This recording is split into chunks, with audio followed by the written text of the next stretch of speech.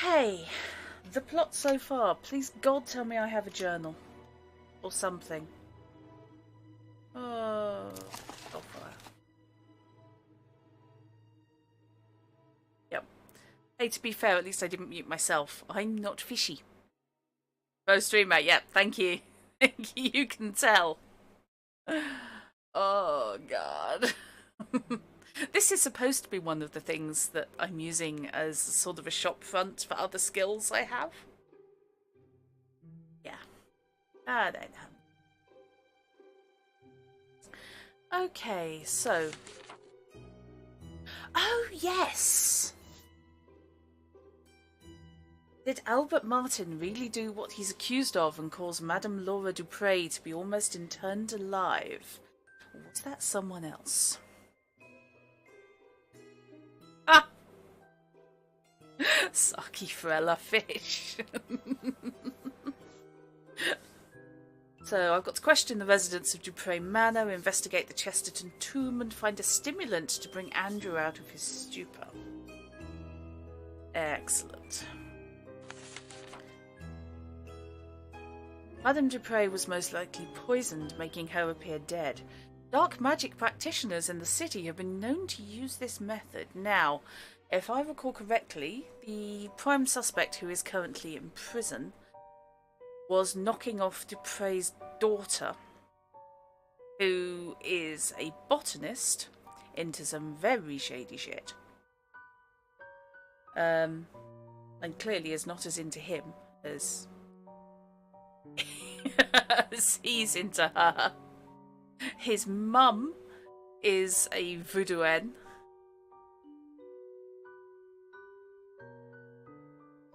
And I've basically got no clue what the hell I'm doing. But I have found her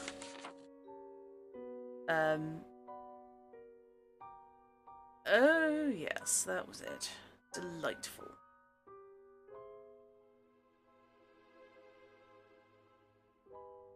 I found the daughter's secret abode, where she may or may not have been knocking off the gardener.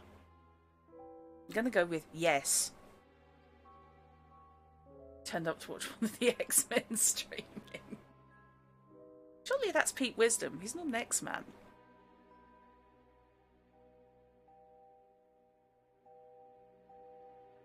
Oh, would you look at that? Oh yes, and the voice of God, of course, is the dead... I was about to say boyfriend, but actually partner.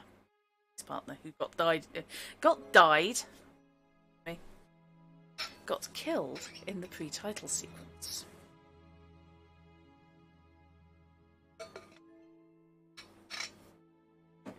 And I had best tweet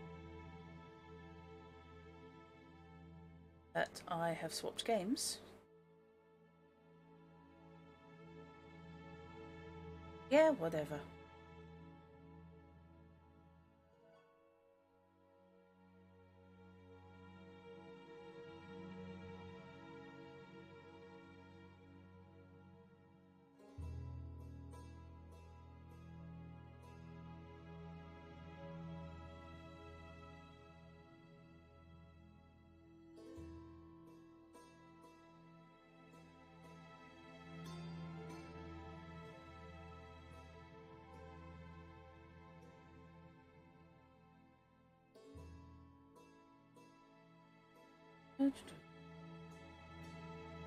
A streamer here.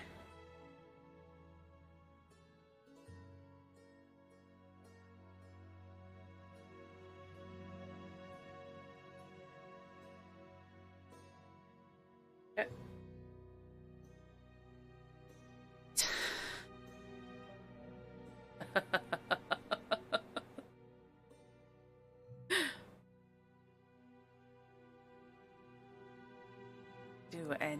Oh, fishy. What the ends were the little ones, or am I thinking of... Okay. You live opposite an Aldi. That's not really a problem. Oh, would you look at that? Okay. So basically, I can zombify flies.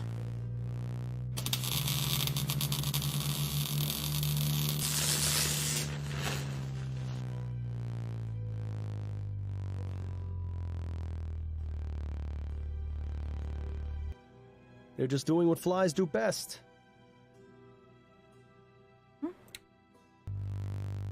Electrocuting flies, because that's where I am.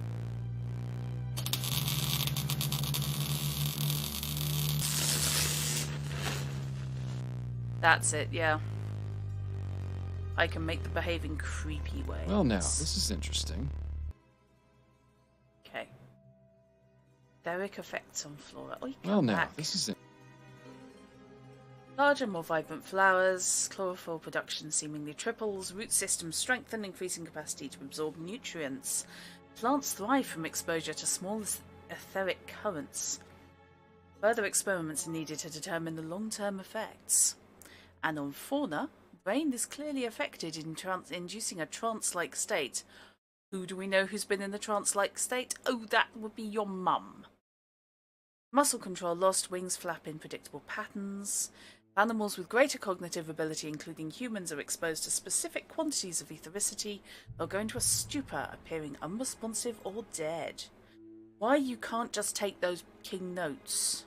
Just a bunch of technical nonsense. I can't understand a word of it. Yeah, but notes basically saying I did it and I'm not sorry.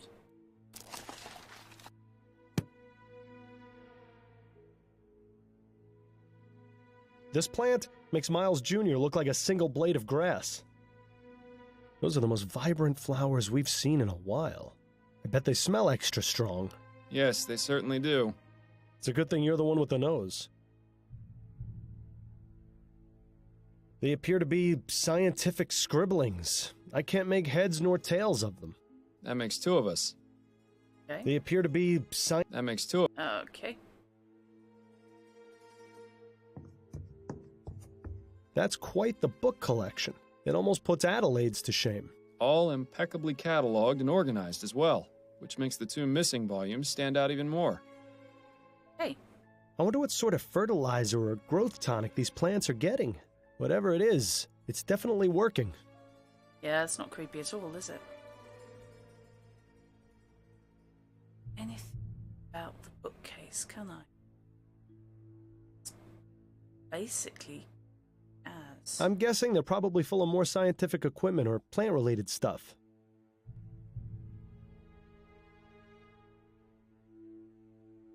This plant?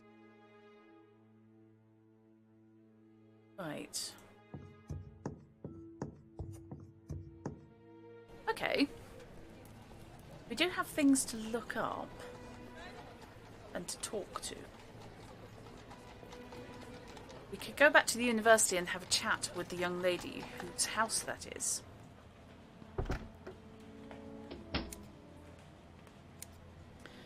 Yeah, I don't think she does her experiments here. Those flowers are definitely not native to this area. They seem to be thriving in their glass tubes, though. Hey, we're in the tubes. Quite the assortment of plants they keep in here. I wonder if they serve any purpose or are just meant to look pretty. One of those cute little Japanese trees that are all the rage these days. Personally, I don't see how giving a tree a haircut is meant to be relaxing. Okay, Juliet, why do Hello you again, have Miss still? Montgomery. Mind answering a few more questions? Hello, Mr. Fordham. Not at all. So, your evil secret lair, then? Do you know anything about ethericity, Miss Montgomery? You surprised me, Mr. Fordham. I had no idea someone of your profession would know or care about something like that. I've found that it pays to be open-minded. To answer your question, yes, I am familiar with the theory of ethericity. In fact, it's recently become a focus of my studies. Despite what the newspapers have been reporting, it's already possible to access it in small quantities from the air around us. Have you conducted any experiments? No, my research has been purely theoretical. I don't have the means to do anything practical, I'm afraid. Deceiver, dissembler, her trousers are alight. I can't understand why Juliet might not want to make her research public, though. Gonna have to. Miss Montgomery, please don't lie to me. I know you've been conducting experiments with ethericity. I've seen the room you're renting on Forest Lane. What? But how? Went through the door, mainly. Ooh. I'm not sure I found the spare key in your room is necessarily the way to go. I wouldn't be very good at my job if I didn't find things out, Miss Montgomery. Now please, drop the act and tell me about your experiments. Fine. I've been researching etheric effects on living organisms. I'm planning on presenting my discoveries to the board once I make more progress. So far, I've managed to discover that plant growth is accelerated significantly. It's given me quite the advantage in class. But isn't that cheating? You have no idea how difficult it's been for me to be taken seriously, This Mr. hair Fordham. and everything. No matter how hard I tried, my work wasn't valued on its own merits by my peers or professors. I fought hard to get where I am. I wasn't about to lose all that just because some pig-headed idiots didn't think my best was good enough. That sounds awfully familiar. What about your notes on the effects of ethericity on animals? Oh, those aren't complete. I haven't tested the effects on anything larger than flies. Those experiments were mainly to satisfy my curiosity, but they have little to do with my actual research. Curiosity? Seems like a lot of effort to go to just to answer a question. But then, I never really understood these scientific types. Uh-huh. What can you tell me about your brother? Andrew, Mama's precious little boy. If you've met him, you pretty much know all you need to. He's had the whole world handed to him on a silver platter. But he's in for a rude awakening someday. Mother can only provide for him for so long. No more questions for now. Then if you don't mind, I have work to do. Creepy. Ethericity work. Judging from that pipe, that contraption must be used to keep the plants hydrated. But it looks like a giant earwax remover to me. I'm sorry, mate. It quite clearly is a still. I've never seen a flower grow that big. What do you suppose they're feeding them? City. Okay.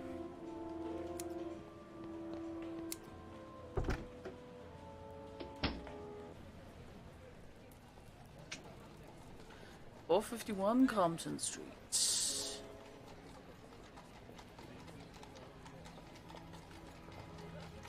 That's the Ford residence. That's home, basically. Gray Manor. Coffee house. I need to get in there somehow, and I'm not sure how.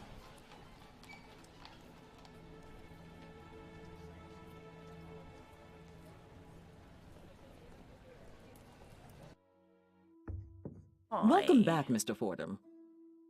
Hi. Have you She's got not anything going to else be for much me? help right now. Best not to bother her. Okay. Fine. I'll go back out into the city.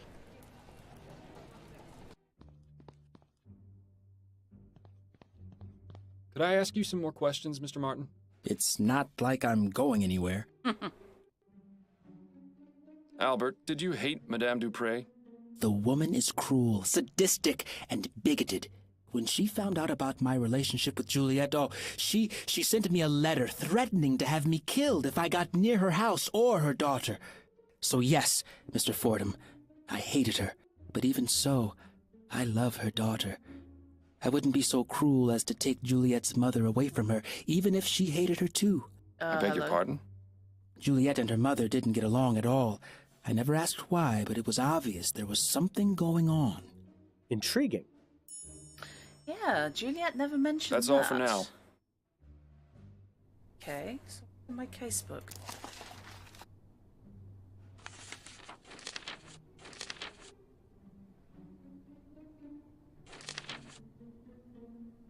Discover the source of Juliet and her mother's rift. If Juliet will have anything to say. He's watching you like a hawk. Looks liable to toss you in one of his cells if you try any funny business. Yes, Fish, other supermarkets are available. But, to be fair, you could basically zipline into it. Okay, shall we go back and beard Juliet again? Hi. She's busy. Best not to Alright. bother her until... Fine. At least it establishes that, no, there's bugger all you can do in here.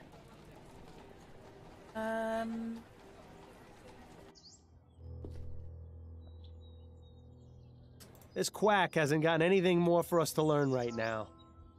Fair play. This fountain probably looked nicer when it was working. But right now, it's just a breeding ground for mosquitoes. There's an Yummy. angel on the fountain. but it doesn't look like it's weeping. This would probably be too risky a place to hide something anyway. Fish, they're going to be doing all that building work there soon. Just, work it in somehow. They'll just assume it's legit. This fountain probably looked nicer when it was working. As an angel, this would probably be too risky a place to hide something anyway. Okay. With her vast sums of wealth, Madame Dupre could probably feed a starving family for the next 30 years. Instead, she uses the money to keep her hedges trimmed. Done tightrope walking, just go straight.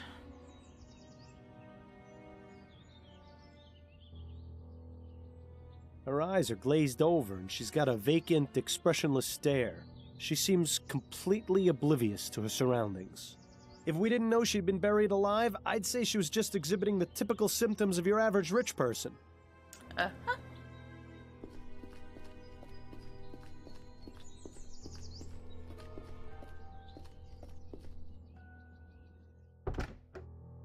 Everybody in this is dodgy as hell.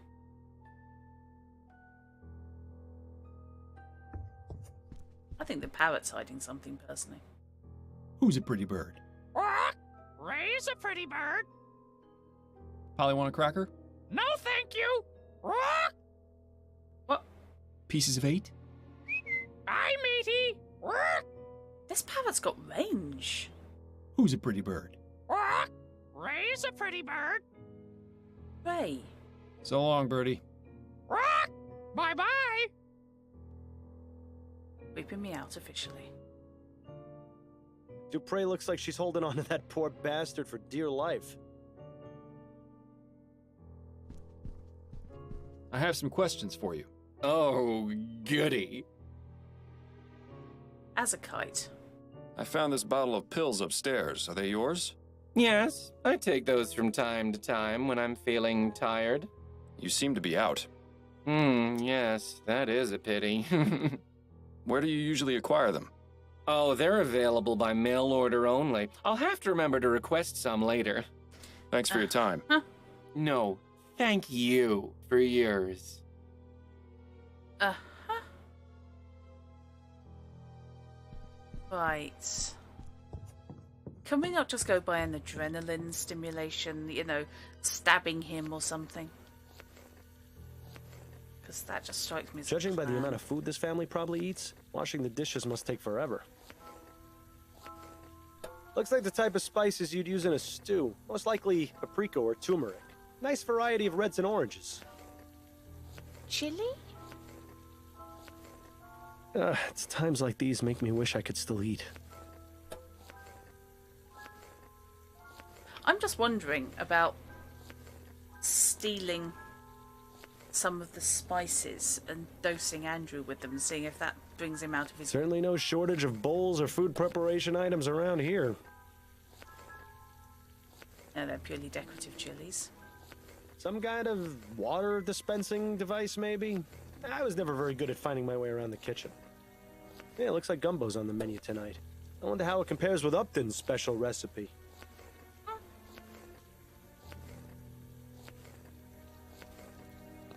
Emily, you got anything more to say Stick to around. me? I may have more questions for you later. Oh, okay. Don't worry, I'm not going anywhere. Fine. In my goals at the moment... Question the residents of Dupre Manor. Trying to. Investigate the tomb. Was trying to. Find a stimulant to bring Andrew out of his stupor. Trying to. Discover the source of Juliet and her mother's rift. So far, I'm just thinking burn the entire house down and see what happens. Might be a plan. A horrible little porcelain figurine. Madame Dupre didn't strike me as the type to play with dolls. Move it, take it. Try it. There's nothing useful to the investigation in there. Are you psychic? Well, I suppose actually you're talking to your best friend who's dead. The Gascon docks. The artist definitely took some liberties. You can't see a single person getting stabbed. Nice bouquet of roses. Although it would make things much easier if they were Easter lilies. If only. Yeah. Must be nice being able to afford keeping your oil lamps lit during the daytime. Given there's no natural light up here, it's that or stumble around.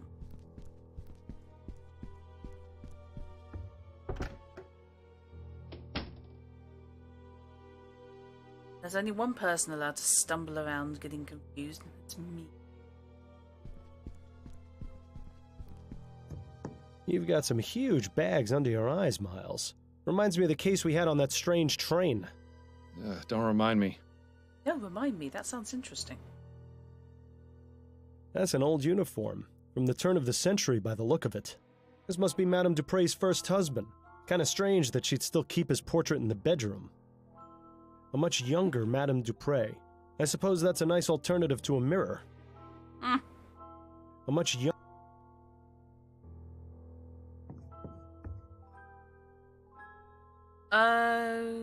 Yes.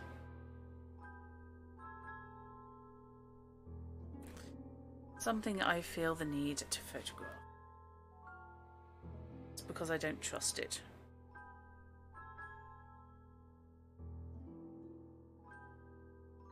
I could screenshot, but you know what? Stuff it.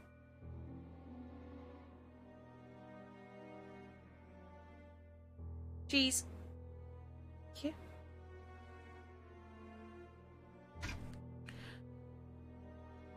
I have the scale of C for reasons. Oh, dear God, no, please, let's not expose ourselves to that drivel again. Oh yeah, it's poetry, isn't it? And they use that in the widest possible sense. The Chestertons, a brief history. Doesn't appear to be very brief if there's 2 volumes of it. I wonder if anyone outside the family would find this even remotely interesting. Now that one sounds interesting. I was always a fan of Bedletter's short stories. Comment of the Damned and other short stories. One of those melodramatic romances. I read it a while back and I couldn't tell you a thing about it. Choice and consequence. Who in their right mind would write a book about that? I don't even want to know what that one's about. Equestrian mesmerism. I read that one last year. If you ever wanted to know the intimate details of a buffalo's anatomy, I highly recommend it. Exactly, Fish. I mean, who doesn't have a poster with the scale of C on it? Ooh, a fainting couch. You know, I always wanted one of these, but I never fainted enough to justify buying one.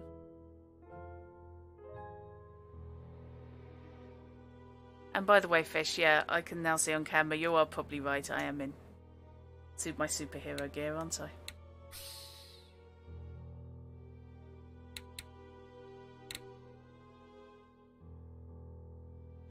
Basically, there is absolutely arsehole in this room.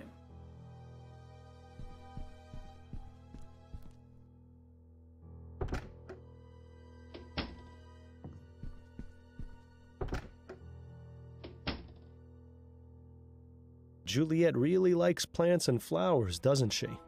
You think? I've never seen so many beauty products together in one place. Doesn't look like they get used much, though. She doesn't look the type who goes OTT on lipstick.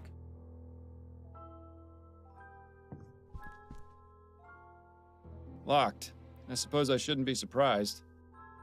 Why have you not learned to pick them? Nice little cottage. Looks like it would make a nice cozy spot to retire. If I hadn't already retired from life, that is. A scale of C. Well, someone's fancy. I never liked these types of beds much. They feel too claustrophobic. I always thought they had a certain appeal myself. Yes, you would think that about a bed that lets you shut out the rest of the world.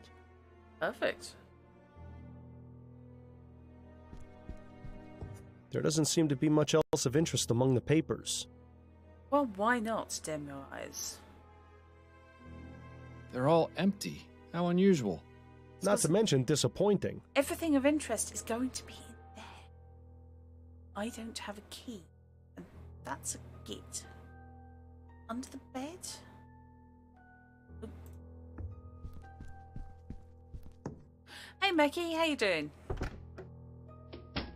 Nice to see you.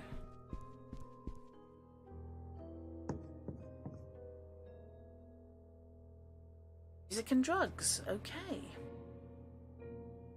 Yeah, it must be a nice place to sit and listen to music. Why would anyone need so many flowers in one room? Perhaps it's to mask the odors of those chemicals on the workstation. Could be. Basically, air fresheners.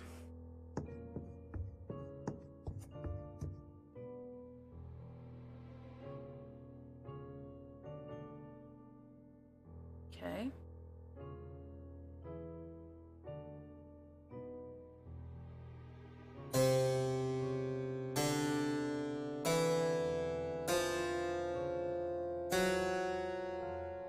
No.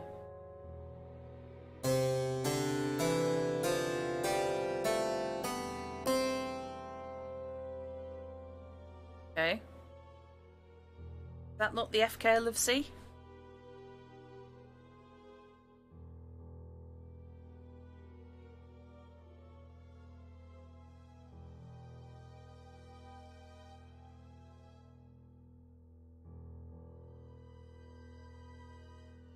Yeah, takes us all the way up to middle C.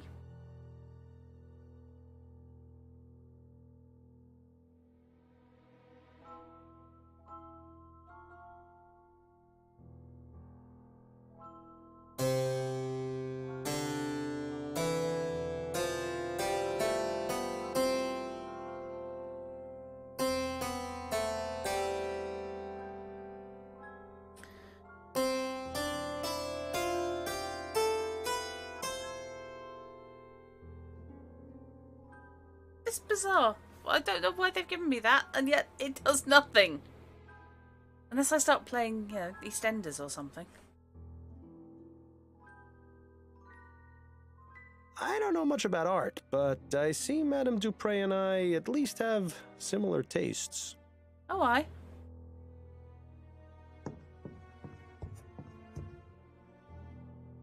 Right.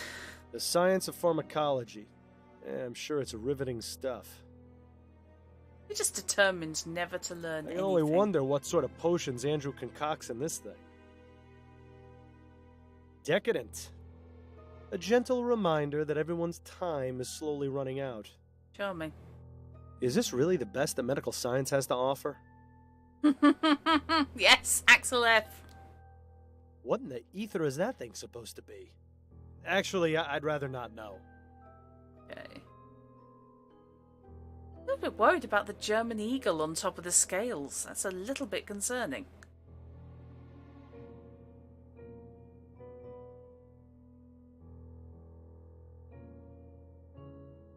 Yes, Meki. Basically, I've had a couple of chats with the sus daughter, who has admitted that she's been using ethericity to get ahead at uni. And also I've discovered from the suspect that the daughter hated her mother. So now I've got to find a stimulant to bring the guy downstairs out of his stupor because he just keeps giggling at me. Discover the source of Juliet and her mother's rift. Investigate the tomb and question the residents. Ah! You're back on the X-Men. It was a statuette of Sauron. Yeah. I still want to do something with that figurine. It just looks wrong there.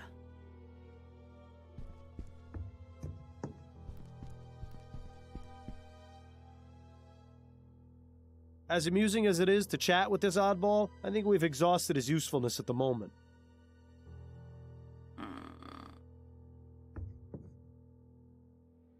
Polly, want a cracker? No, thank you. Rock. Pieces of 8? Aye, matey. Rock. Who's a pretty bird? Rock. Ray's a pretty bird. Who the hell is Ray? So long, Birdie. Rock. Bye-bye. Yeah, we really need to know who Ray is.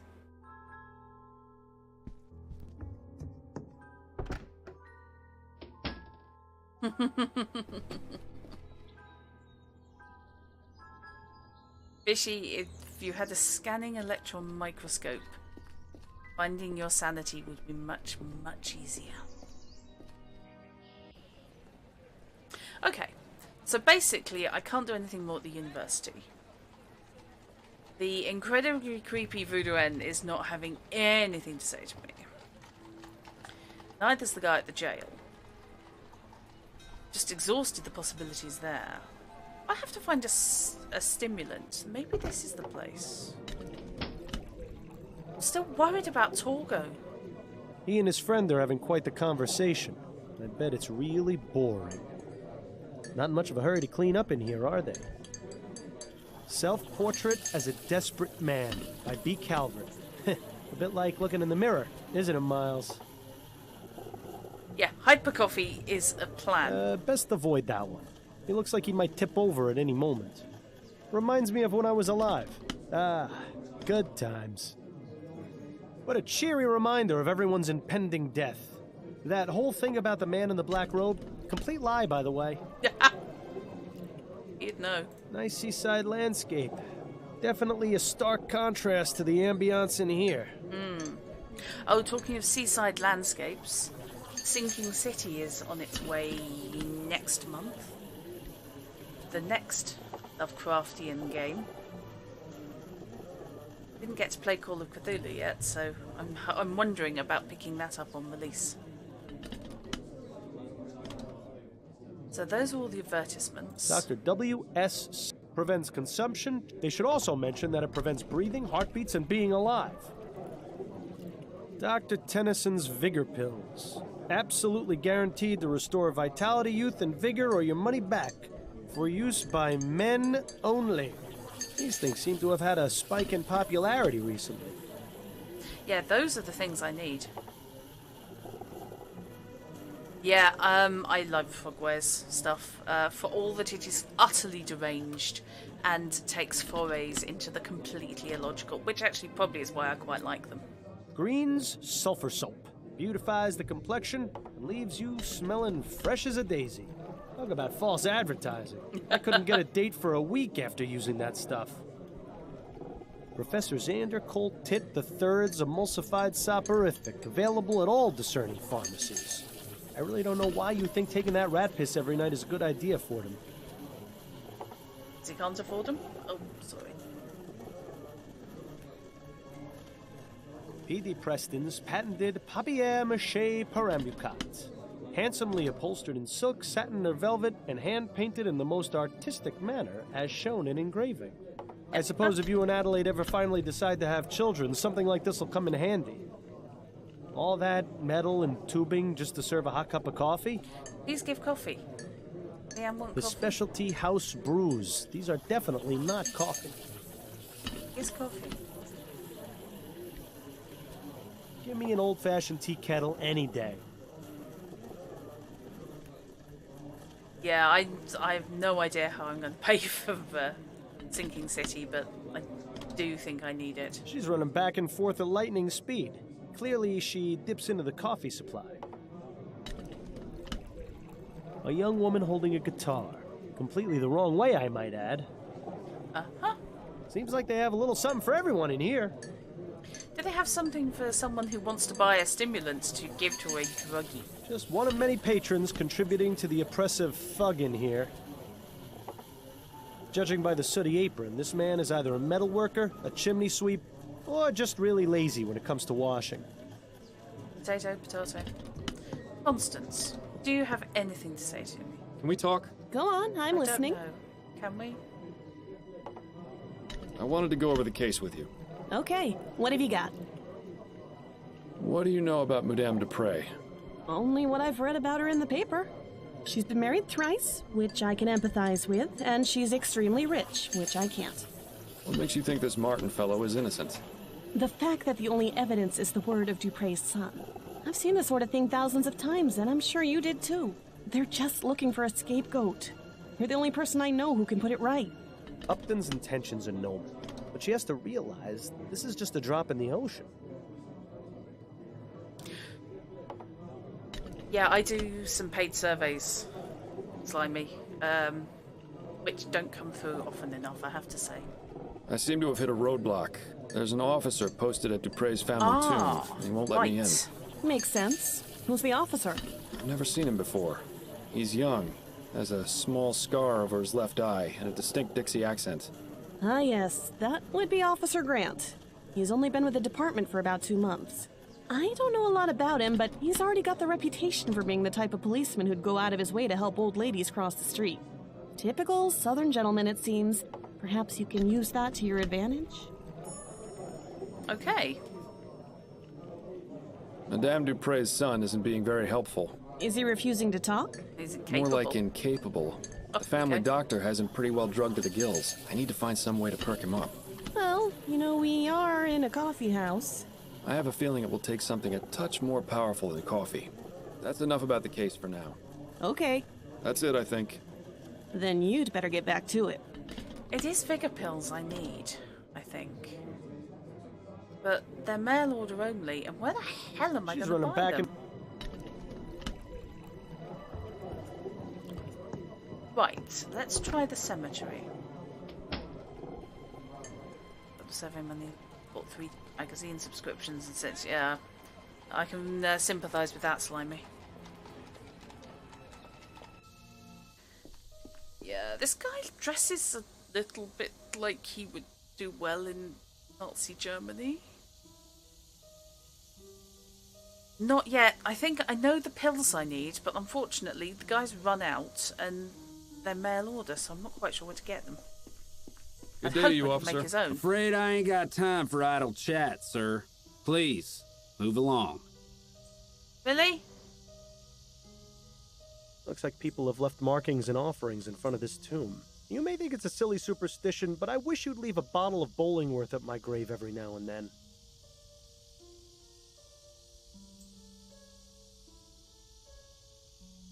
The plaque says Harrison. Doesn't look very opulent, so I guess it doesn't belong to anyone important. Fair enough. Nice view of the river from up here. You can hardly even see the cloud of smog over the chum. Right. This just goes to show you can't take it with you, so you might as well spend it all on a giant tomb. What am I? Is that just an exit, or is that an exit to this to put another part of the cemetery? Balls. Wonder if I can persuade the wife to come and help. Hey, Addie. Here I am. Welcome home. So what's this big case Upton's got you on? Another missing pet? If only. A Gascon Grand Dame was attacked and almost interred alive. You mean Madame Dupre? The one whose obituary was in the paper? The very same. Fortunately. Goodness, that does sound serious. Tell me if there's anything I can do to help. I know you haven't been feeling your best lately. You're always a help to me, Addie. Though I assure you I have this well in hand. Do you I certainly ducks? hope so. Hell, mate.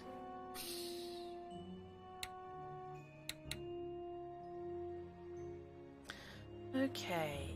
I don't suppose I've got any vigor pills kicking around loose. It's been so long since you used that desk. Did you even notice when Adelaide got rid of the chair? Bollingworth Ale. My favorite! And a nice souvenir from the Angel. You really ought to go back there someday. I'd love to see the look on Snelling's face if he ever found out you kept your old truncheon. To be fair, Fish, I'm assuming that the vigor pills are basically a cross between methamphetamine and Viagra. Ah, the Havisham case. Our first time out as partners. First in a long line of successful cases. It's nice to have a memory of the good old days. Before you died. That makes me horribly. wonder what old Mrs. Handbrook is up to these days. Adelaide's father certainly had an amazing life. Imagine being the personal barber to the Prime Minister and his family. The gossip and secrets he must have heard. Right, model ships. Building those model ships was a good way to pass the time between cases. Hopefully it'll be a while before you get enough time to build another one. Do you think there's any chance that, I don't know, we can get the guy sniffing glue or something?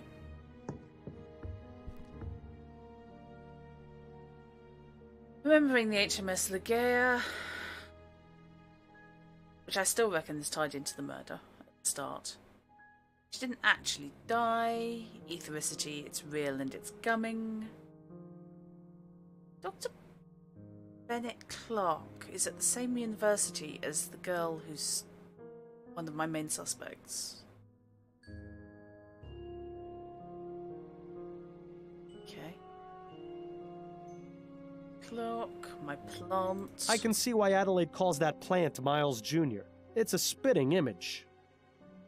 You remember how much time Adelaide had to spend convincing you to sit for this? At least these days, with ferrotype tech advancing the way it is, these portraits can be done in just a matter of minutes. I have got them all, actually, Slimy.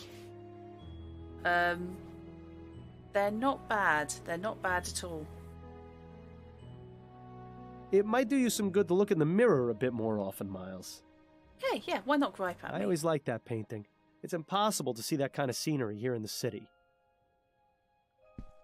Adelaide, would you like to come Addie? and be Yes, talking dear? to that cop? Ah, yes, apparently that is an option. Excellent. How's work going? Do you have any appointments today? Yes, one this evening. It's been a bit slow lately, but pretty soon it'll be debutante ball season, and all the Gascon grand dames will need their hair done.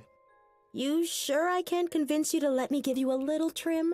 You've been looking awfully scruffy lately. What's the point?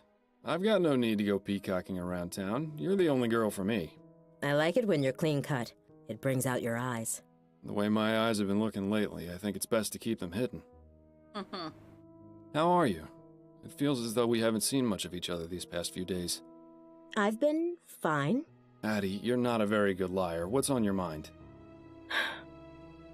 I'm worried about you, Miles. I know, but I've told you, there's no need to worry about me. I'm all right. You're not all right, Miles. I may not be a good liar, but you can't fool me either. I am all right. What do I have to do to convince you of that? You could start by throwing out that sleeping medicine. It's turned you into a different person.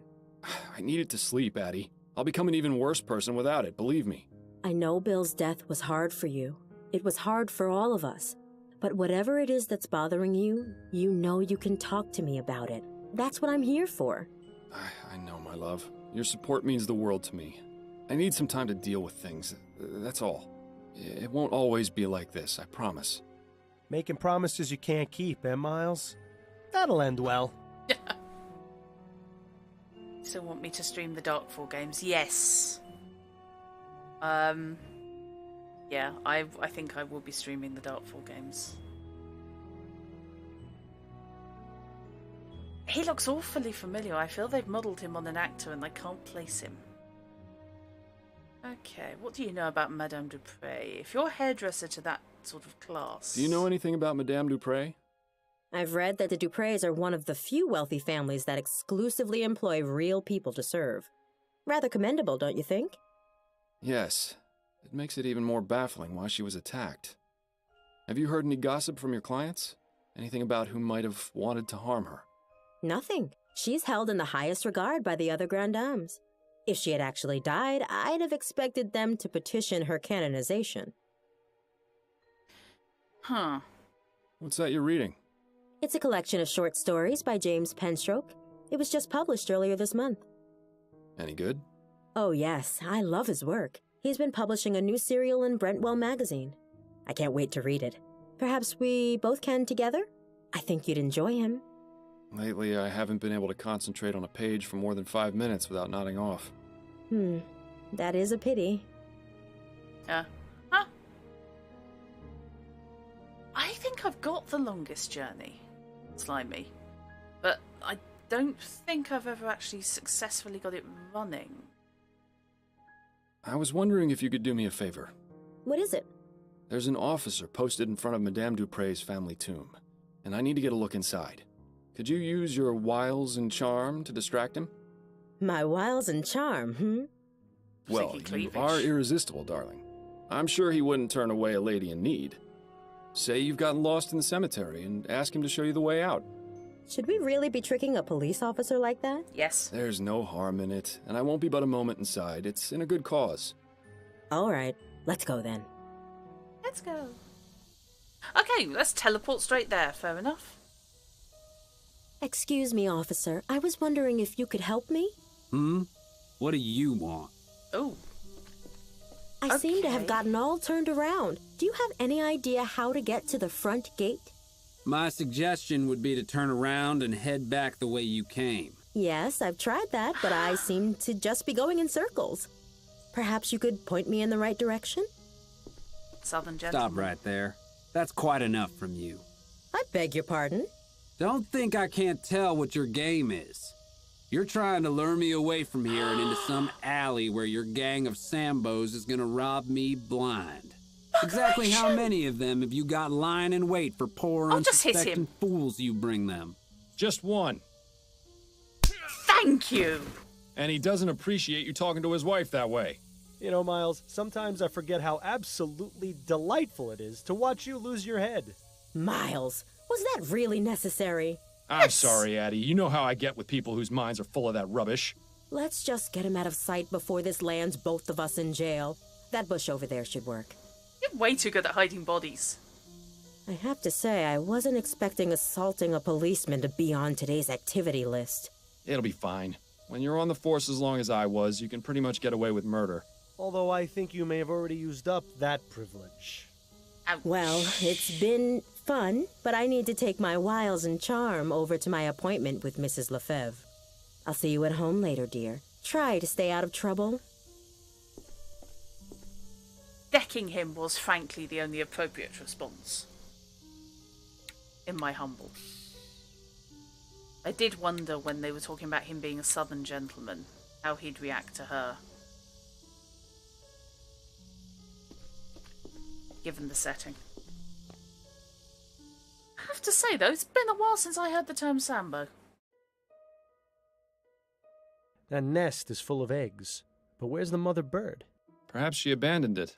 Always assuming the worst, aren't you, Miles? Abso-fragging-lutely, fish.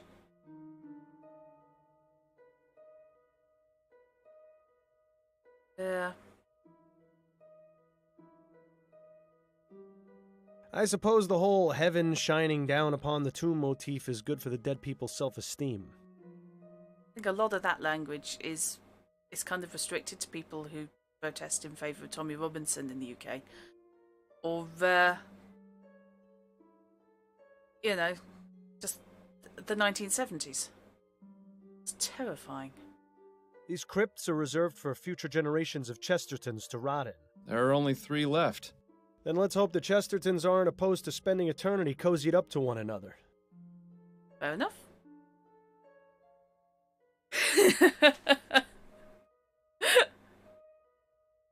Don't make me start singing Tom Lehrer on stream, fish, because that's awfully tempting.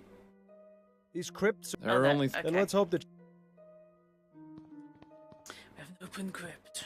This must be what was going to be Madame Dupre's final resting place. I don't see anything inside. What? She's Were not you there. expecting a note from her attacker? No, but I was hoping for some kind of clue. Dale Okay. Chesterton, 1795 to 1843. A good man. Rest in peace. Sarah Chesterton, 1784 to 1812. I told you I was sick. Jane Scott Chesterton, 1746 to 1815. Ab Aeterno. And it is wonderfully scathing, fish. Did acid like nobody else. Desmond Chesterton, 1745 to 1810. Strong in life, stronger in death. Well, that's not disturbing at all. Celine, 1823 to 1844. Taken too soon, rest ye with the angels. John Patrick Chesterton, 1740 to 1825. Patriarch, leader, family man. William Arthur Chesterton, 1770 to 1837. Gone but never forgotten.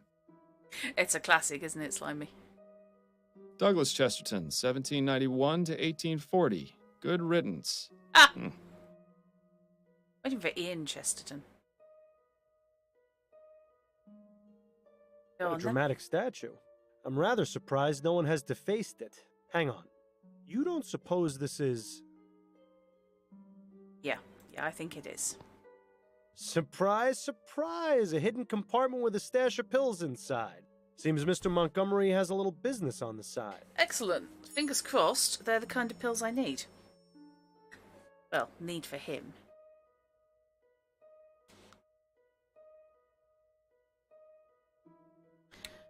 That's worth a save. Right. That nest is full of eggs. Perhaps she abandoned. Always assume... I can't help thinking that the bird's nest is going to be relevant, but never mind. bit worried that this was recorded through the hole in the wall of the tomb.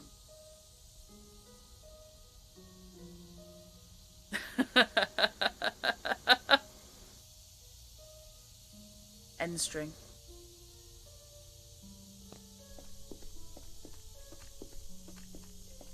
I'm firmly of the scatter me somewhere option. Or medical science.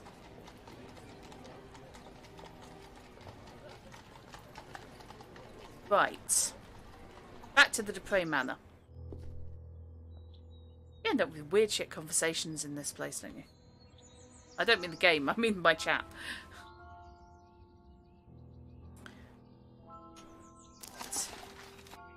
So, document suspects.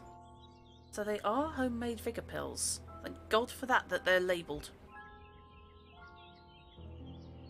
Small amount of simulant pills handcrafted by Andrew Montgomery in his home laboratory. Yeah, basically I'm on the donor register, so I figure anything that's left is going to be cheap. Apparently, the thing with the leaving your body to medical research is, for God's sake, don't die the weekend. Because they can only accept it Monday to Friday. I have some questions for you. Oh, goody. I have pills for you. Take these. You'll never believe what I found in your family's tomb. Oh? Was it a ghost? No, it was these vigor pills. You wouldn't happen to know how they got there, would you? I see you really are good at your job, aren't you, Mr. Fordham? Look, Andrew, I'm in no mood for games. What you're doing is highly illegal. I have no choice but to report you to the police. Willing to overlook your unlawful activities in exchange for cooperation. Just be quiet and take one of these pills. Let's go with I'm willing to overlook. I'm willing to overlook your unlawful activities in exchange for your cooperation. Fine, but you have to understand, I'm not exactly feeling myself right now. I understand perfectly, which is why I need you to take one of these pills. I suppose one would help. Thank you. My goodness, I always forget how fast those pills work. My heart is racing. You said you had questions, didn't you? Well, go on, ask them already. We mustn't waste any more time. Well, that seems to have done the trick. I just hope we haven't doomed him to a heart attack. Like we care. What can you tell me about Madame Dupre? I can't believe anyone would be so cruel as to do what that wretched bastard Martin did to her. Mother is kind and generous, and everyone loves her. She's even good enough to hire actual people to do the housework. Not many wealthy families do that, you know. They just use automated machines or hire servants to operate the manual ones. Wacko. No. I think with that pose, Fishy, he is louche enough to be feeling himself on the sofa.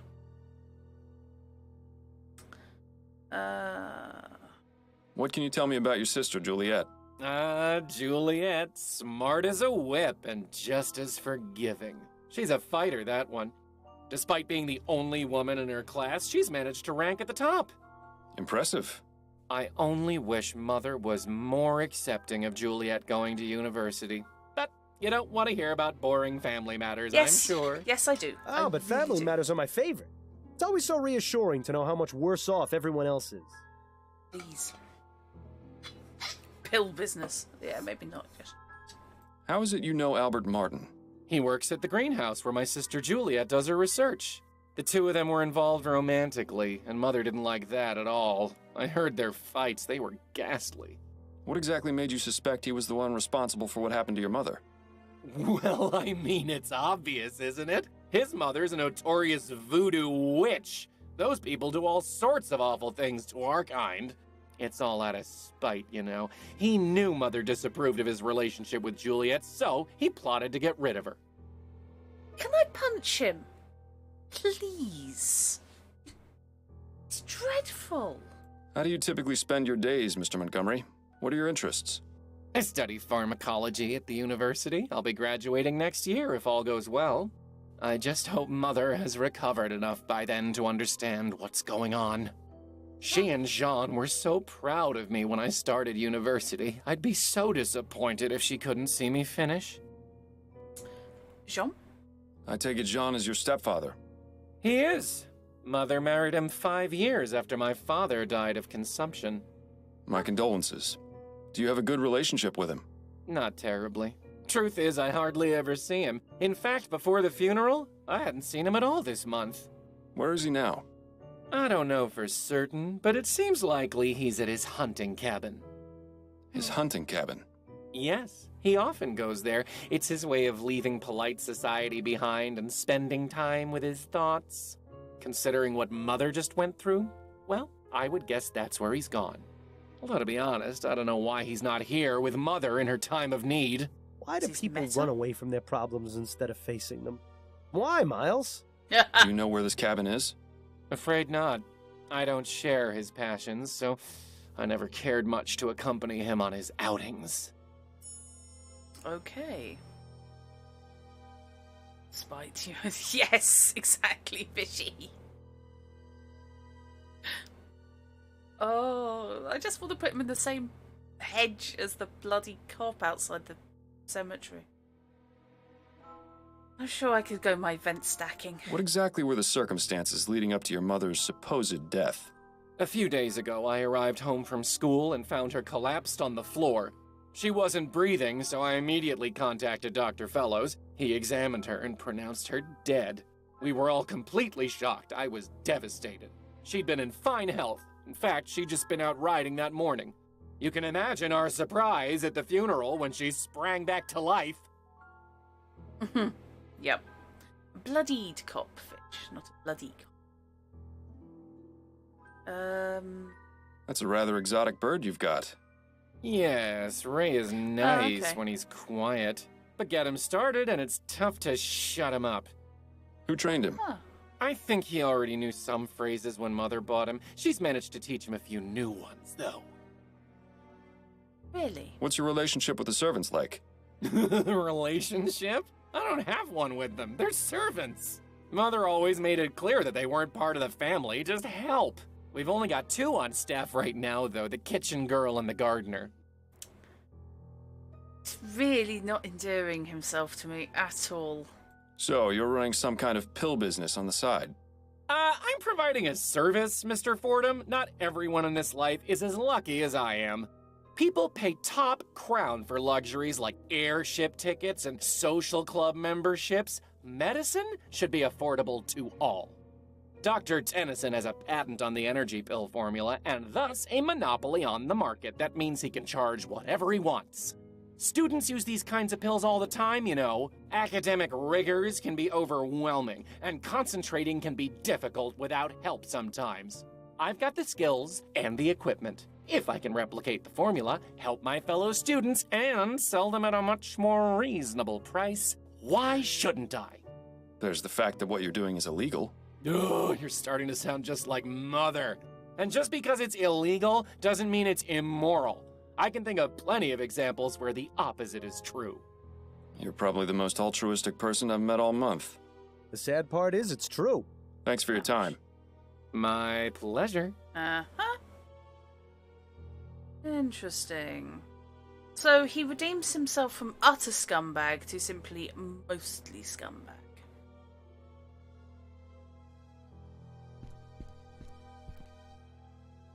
Polly, want a cracker? No, thank you. Okay. So long, Birdie. Rock! Bye-bye. Okay. So... got to locate Jean Dupre's hunting cabin. I think the source of Juliet and her mother's rift, you've got a selection box. Investigated the Chesterton tomb.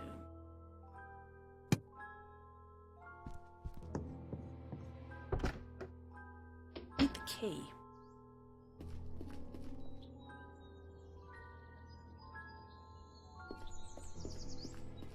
Doctor, may I ask you a few questions? Please be my guest.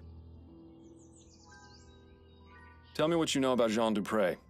I'd rather not speak of him. Madame Dupre does not need to be agitated any further. Hello. I take it you don't look very favorably upon him, then. I'll just say this. If my wife had been attacked and left for dead, you can be sure I wouldn't leave her side. What a gentleman. He doesn't even leave women who aren't his wife. Uh-huh. I see what you mean. Do you know where I might find him? I only wish I did. Those are all the questions I've got for now. I hope I answered them adequately.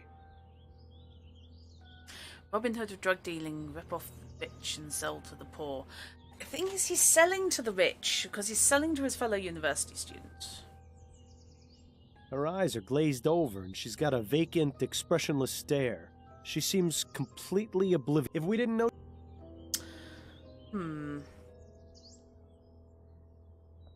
Okay.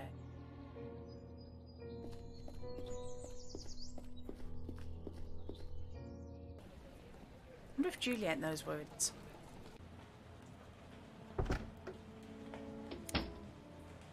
Ah, possibly. Hello again, Miss Montgomery. Mind answering a few more questions? Hello, Mr. Fordham. Not at all. Is there anything you can tell me about your stepfather, Jean? He's a kind man. I don't really see him too often. He seemed rather upset at Mother's funeral, but I can't help but wonder if he feels the same way as I do about her death. What do you mean? Just that I get the distinct impression that he and Mother's marriage isn't as perfect as they'd like it to appear. I'm starting to sense a trend here. Your brother told me that Jean enjoys hunting. Do you know where his cabin is? Yes, it's in Fenton Swamp. I went out there with him a few times, but I didn't really enjoy it. Frankly, the place is rather grotesque. All those stuffed trophies staring at you with their cold, dead eyes. Plants are much nicer to have around. Anyway, if you take the main road through the swamp about 1.5 miles, you'll come upon a small dirt path that goes northeast. Take that until you see a small cabin on the left. That's it. Thank you for the information, Miss Montgomery. Statement begins, I guess. No more questions for now. Then if you don't mind, I have work to do. On side tree, you're fiddling with control the existence of probability lines. Having an Andromeda moment, are we, Fish? Drug dealers, tax collectors, and insurance business. None of Robin Hood's. Yeah, very, very unusual.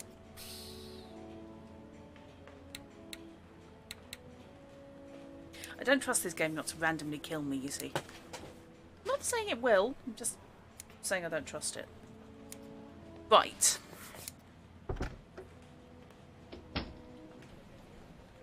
So...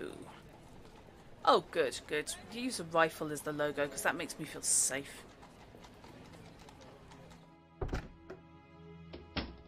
Hello? Is anyone here? Why does no one lock her door? Strange of Dupre to leave the door unlocked. Maybe it means he'll be returning soon. Oh, I'm glad I saved. What? I had a nasty run-in with an alligator when I was a child. One less in the world doesn't really bother me, to be honest. Yep, Fish, for the most part I do. An absolute bore. Ouch. Are these even native to New Bretagne? Some high society type in the middle of a hunt. I don't understand why anyone would get a thrill out of murdering innocent creatures. You reckon that ghosts stack, do you, Mecky? Seems Mr. Dupre is a Bollingworth man. Maybe he's not so bad after all. Uh-huh. Seems that that is suspiciously empty. Candle holders from early torture dungeon.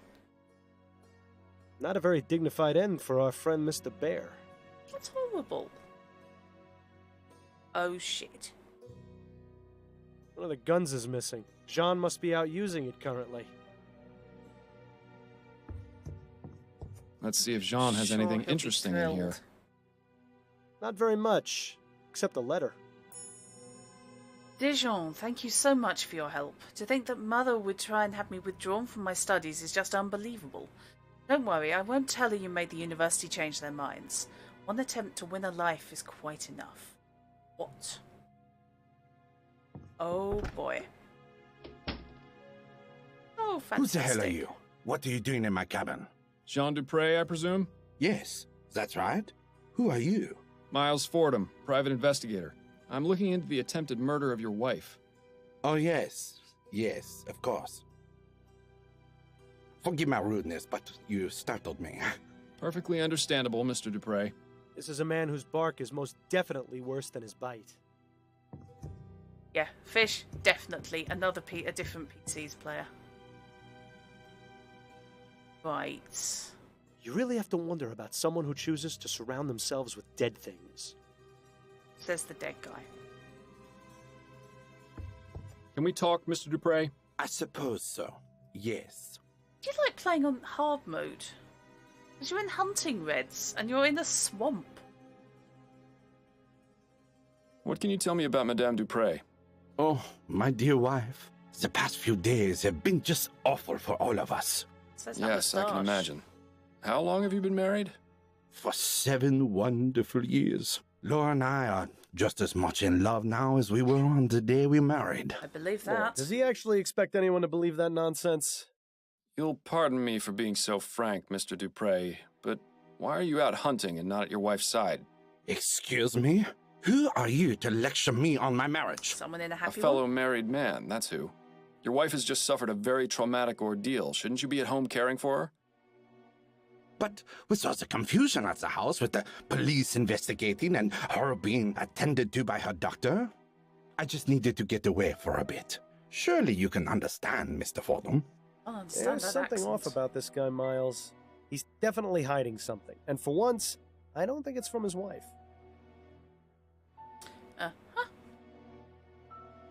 What can you tell me about your stepchildren? Andrew and Juliet? I see a bright future ahead for both of them. What's your relationship with them like? It's fine. Why do you ask? I got the distinct impression from both of them that they hardly ever see you. Well, yes, I suppose that is true. We don't spend much time together. But they're both so busy with school, I don't want to get in their way. Not to mention my job keeps me away from home for considerable periods of time. Excuses, excuses. I get the feeling Mr. Dupre avoids his family on purpose. But why? He's met them? I suppose it goes without saying that you enjoy hunting, Mr. Dupre? Yes, I do. I consider myself something of an outdoorsman, you see. I can tell from the It's outfit. nice to be able to go out and get some fresh air after being sat at the bank all day. What about your home life? Truth be told, I'm not at home as often as I'd like to be. I've been trying to make more time, but something usually comes up. Business is business, after all. Yeah, but what business are we talking about here exactly? And yet you managed to come out to your cabin and do hunting. Goes around and he does a blood sport. Do you know anything about the circumstances surrounding Madame Dupre's death? Horrible. Simply horrible. Do you have any idea why Mr. Martin might have attempted to kill her? Mr. Martin? You mean the boy they arrested? Andrew said it's because Martin and his mother are witches who prey on the well-to-do. You only need to take one look at him to see his trouble. It's a shame they put him away so quickly. I'd have liked to teach him a lesson or two, believe you me. Yeah, right. A lesson on how to cower in the corner, most likely. I trust this guy as far as I could throw one of his bugs. Do you know anything about Madame Dupre trying to get Juliet taken out of her classes at the university? Ah, yes. Laura didn't approve of her daughter's desire to further her education. So, she sent a letter to the university requesting Juliet's withdrawal. I didn't approve of her trying to meddle in Juliet's affairs. If she wants to study, she should be free to do so. I wrote them a letter myself, without Laura's knowledge, telling them to disregard the previous request for withdrawal. That's very good of you. Yes, well, I dislike seeing people being told what they can and can't do by others. Yet, he seems perfectly willing to employ servants at his home. Well, I suppose we're all hypocrites in one way or another. I'll be going now. Au revoir, Mr. Fordham. Yeah, exactly, Fish. Reminds me of the song they put in the middle of the good fight the other day. She's so lovely and he's a jazz singer. Okay. Save this. I'm just at the moment seriously thinking just about half the city could burn down and nothing of value would be lost. You know, I've heard it said that needing to have so many guns is a sign of overcompensation. Uh-huh. Compensating for something.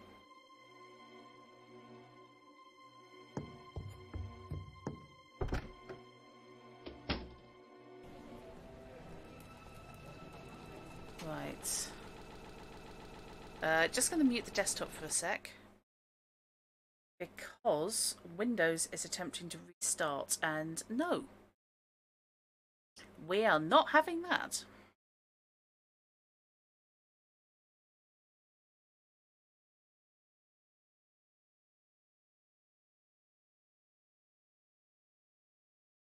We are very not having that.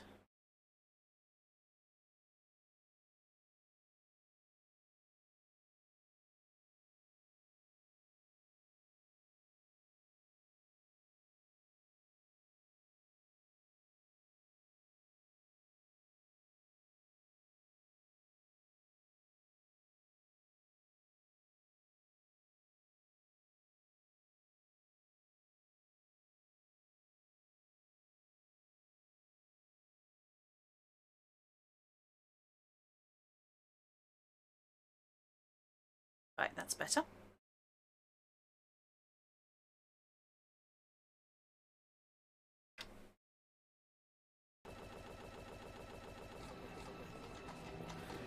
Right.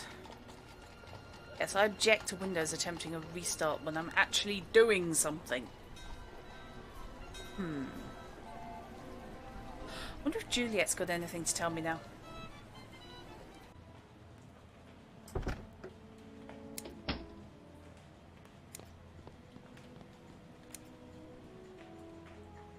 Yeah.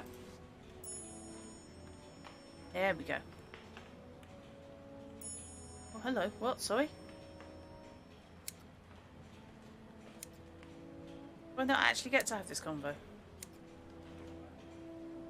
That's gone.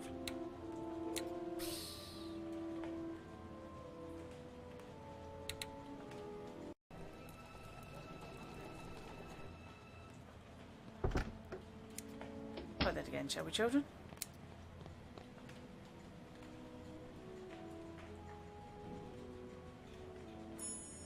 Okay, so I don't get to have that conversation. Wacko?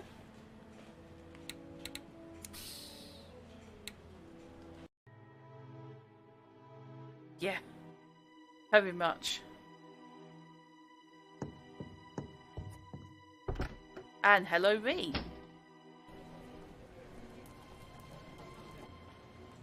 Now, has that actually crashed? Quite the assortment of plants they keep in here. Okay, so that's still working. Hello Just again, this Miss one. Montgomery. There we go. Mind answering a few more questions? Hello, Mr. Fordham. Not at all. Down to Fordham. Did your mother try to get you withdrawn from the university? As a matter of fact, she did. Just another one of the many ways she tried interfering with my life. What happened, exactly? Mother wrote the university requesting that I be withdrawn. I found out about it when the enrollment office contacted me. I couldn't believe it at first.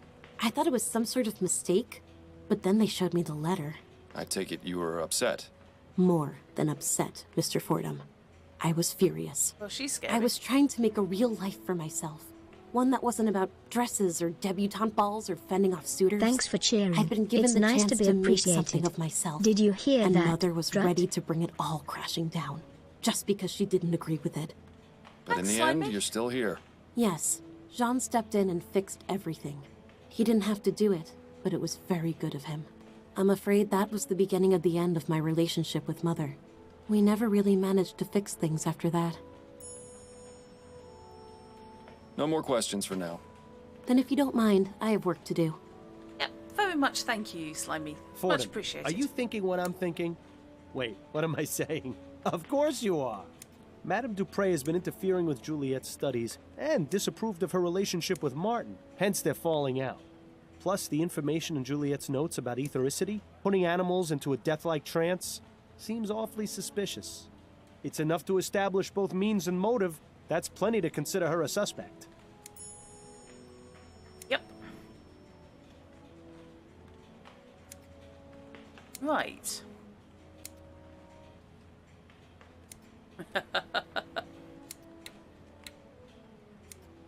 Ree, the holiday was less a holiday and more helping out with new baby. But I can confirm new baby is gorgeous. And utterly adorable. And probably going to be ruling the world by the time she's 15. In general.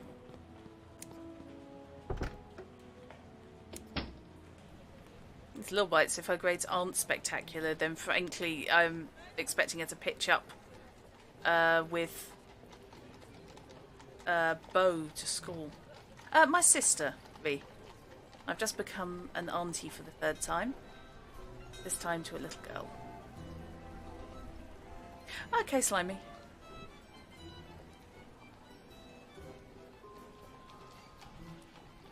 Okay.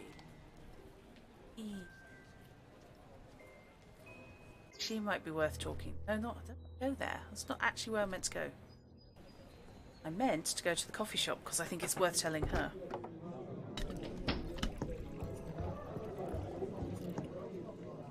Can we talk? Go on, I'm listening. God, new suspect. God, new suspect. I wanted to go over the case. Okay. Jean Dupre isn't talking very much. I think he's hiding something. Well, you have a knack for making people divulge their secrets. There has to be something that'll make him talk. Perhaps I should check with those close to him. That's enough about the case for now. Okay. Okay, I don't necessarily want to wrap up the case just yet. That's it, I think. Then you'd... Because I think it's a bit obvious doing that.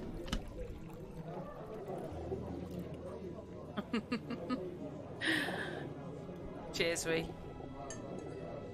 And indeed, Meki. Yes, I met young Constance when she was a day old. And she's gorgeous.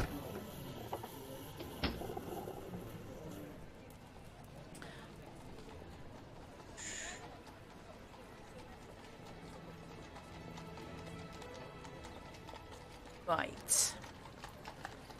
I should go and talk to his loved ones there. However, I am wondering about chatting to the mum.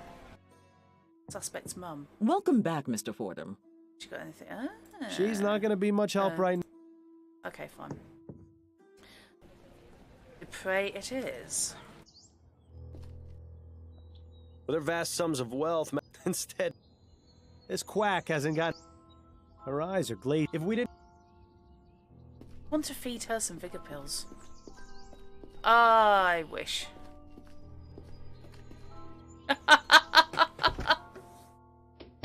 We unfortunately live 300 miles away, so I'm not going to get to see her often. But no, it's been nice seeing the family. Oh, shut up, Fish. She's gorgeous.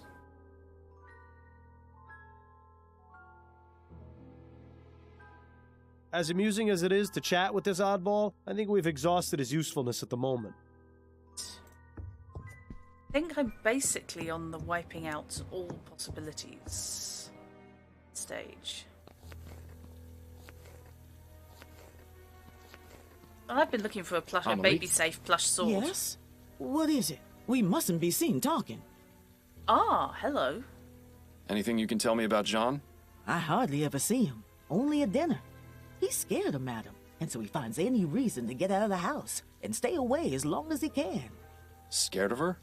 Oh, it's true. You should see him when they're in private. Like a shamed puppy that dirtied the carpet. Interesting. Interesting, indeedy. Do you have any idea why Jean is so afraid of Madame Dupre? If he's seen the same things we have, then yes. What kind of things? No, I spoke out of turn. No, tell me! Forget I said anything. Tell Amelie, me! listen to me. A potentially innocent man's life is on the line. If I don't find out who attacked Madame Dupre, he's as good as dead. So if there are any facts or details you know that I don't, you need to tell me. I can't. Oh, yes, you can. I'm not with the police. If Madame Dupre did something wrong, I'm not going to look the other way. Trust me, I'm on your side. Madam beats the servants. I think she even does it for fun. I hear the screams sometimes. I don't know how anyone else in the family doesn't. Maybe they do and just ignore it. I don't know. But if Mr. Dupre knows what she do, it explains why he's so scared of her. What the hell? Did Madame Dupre ever abuse you? No, I was lucky. But some of the others weren't. Like who? I need details, Amelie. The old gardener, Guy Dumas, and one of the maids, Celine. I saw Madame going after them the most. Don't know what they did to deserve it. But I would see her walk by in a rage, whip in one hand and a book in the other. What the hell? A book? What book? Oh, I don't know. I can't read, so I don't know what it said on the cover. Color? But it's the same color as the stew spice I always use. Red. Don't know what she used it for, but she always had it with her, just before a beating. Maybe she'd recite them some of her terrible poetry. I'm sure that was torture enough. What in Satan's name is going on with this family? Tell me more about Guy and Celine. They were deeply in love with each other. I used to hear them talk about how they wanted to run away together. God bless. What happened to them? I don't know. One day they were here, and then one day they weren't. Do you think Madame Dupre may have done something to them? I couldn't say for sure, but I wouldn't be surprised if she had. Please, Yikes. let's not talk about this anymore. Thank you, Amelie. I appreciate your time. You're welcome. Now please, let me get back to work. Righty-ho. Do we know what happened to the previous husbands?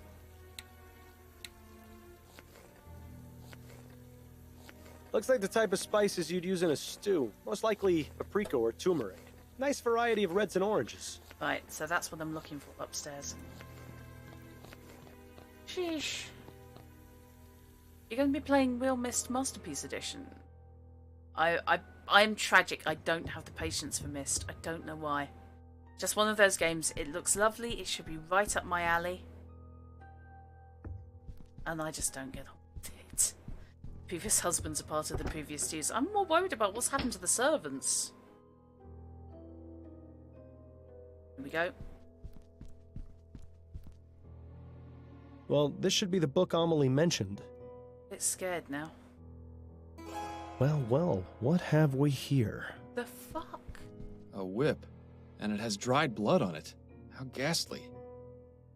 This house is just full of secrets, isn't it? Oh, for fuck's sake. Right. Okie day. Turn to Upton and accuse Juliet Montgomery. Speak to John Dupre. Again.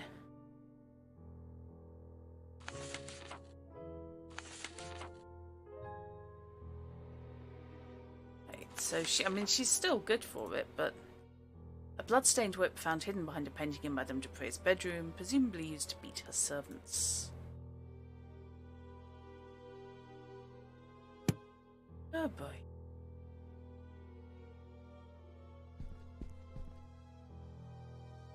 Right. Visit to Jean again might be in order.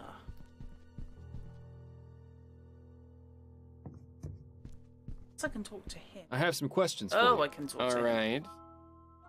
Yeah. Did you know Guy Dumas? The old gardener? Sure, I knew him.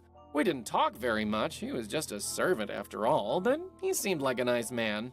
He stopped coming around about 2 months ago. Too bad, really. He did a good job of keeping the gardens looking nice. The new one is all right, but he just doesn't have that special touch Guy did. Suddenly the son is looking like the least objectionable person here. Were you familiar with a servant named Celine? Yes, I believe she was one of the maids. I didn't talk to her very much. Oh, she quit not so long ago. At least I assume she did. I haven't seen her in about 3 months. Thanks for your time. My pleasure. 2 and 3 months ago. Right. Madame Dupre. What the? This quack hasn't... Her eyes are glazed. If we didn't... Uh-huh. I just have this horrible, horrible feeling that they are to be found in the cemetery.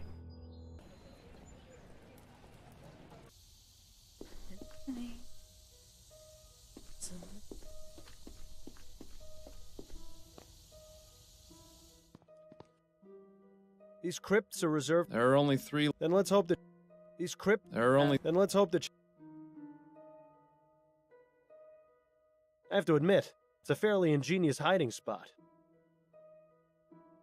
Anything else I can... This statue... It's crypts... William Arthur Chesterton's. This must be what was going to be... I don't see any... What? Were you... No. I suppose the whole... That nest is... Perhaps she abandoned... Always assuming... Nothing new.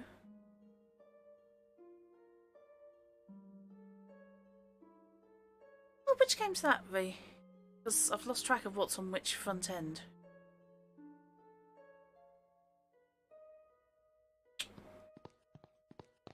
Okay.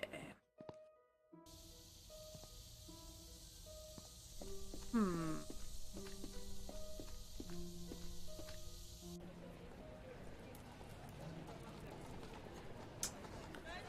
wonder if she'll talk to me now. Welcome back, Mr. Ford. Hi. She's not... No, okay.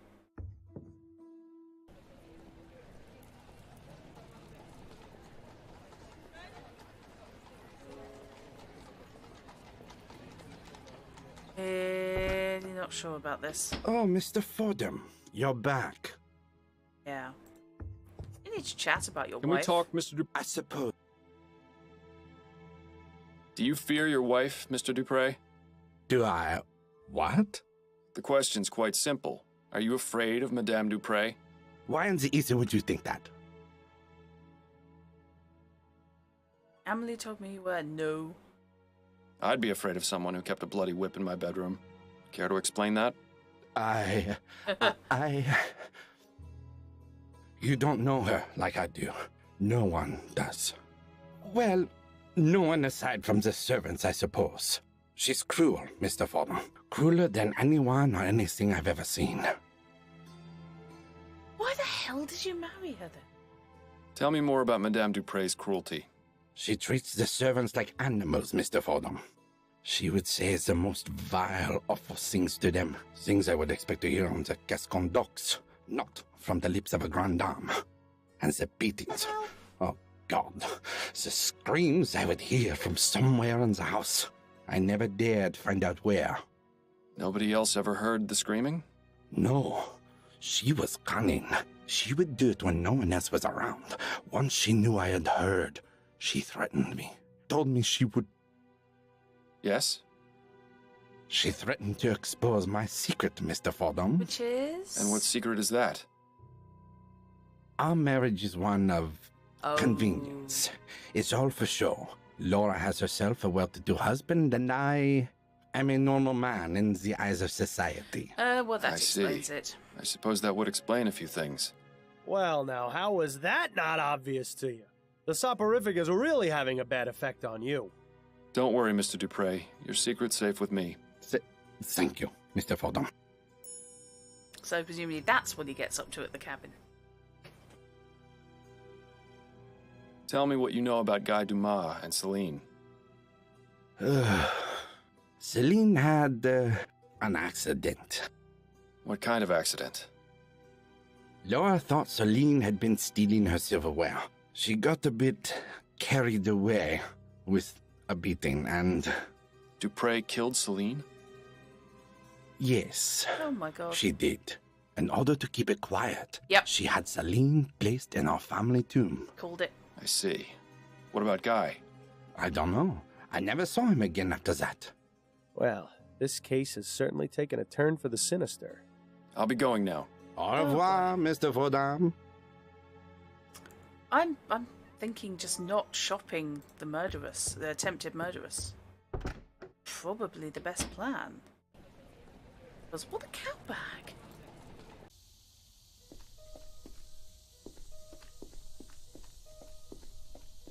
Grief. It's game's got dark written all over it in big letters. These crypts. There are only 3 left. Then let's hope. These crypts. There are only. Then let's hope that. These crypts. There are only. Then let's hope that. Dale Chesterton. Douglas Chesterton's. William. Celine. Wait a minute. This is Celine, the maid. Sneaky. Somehow a piece of paper got wedged into the side of the vault. I have tweezers. Carefully now.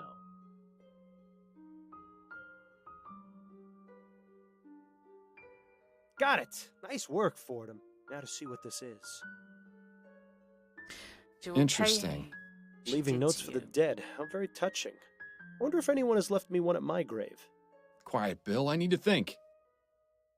We know this note is likely from Guy. Now we just need to figure out where to find him. Is there anything on the other side of that piece of paper?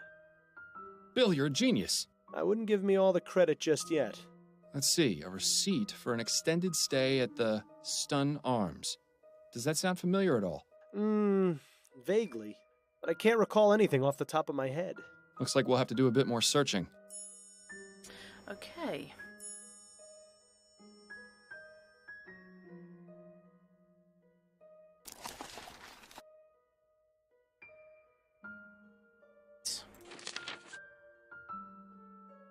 Yeah.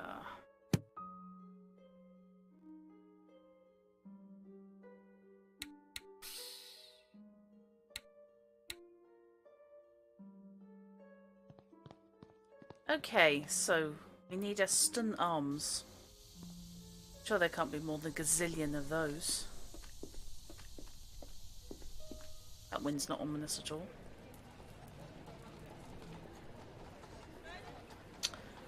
See, were I after revenge, I might go to the local Viduen, but that's just me. She hasn't spoken to me the last 3 times. Well, she's not. Oh, okay.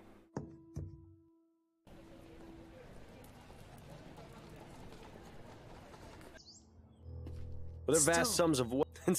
Still keep going to the wrong one. Actually need the coffee shop. I think this is one I need to take to Constance. Can we talk? Go on, I'm listening. I wanted to go. Okay. I found this note in the Chesterton tomb. I think it was left by the person who attacked Madame Dupre. Nice work. Sounds like you're about ready to wrap things up. I will be as soon as I find him. Take a look at the other side of it. Part of a receipt for a hotel? Yes, but the name is only partially visible at the bottom. Stun Arms. Kingston? The only hotel that comes to mind is the Boston Arms in Chumley. Of course! I knew the name sounded familiar. The stories I could tell you about that place. Not right now. You're helpful as always, Upton. Thank you. Good luck, Fordham. I hope you find your suspect. Okay. That's enough about the case for now. Okay. That's it, I think. Then you... Right. Let's go have a chat with Guy.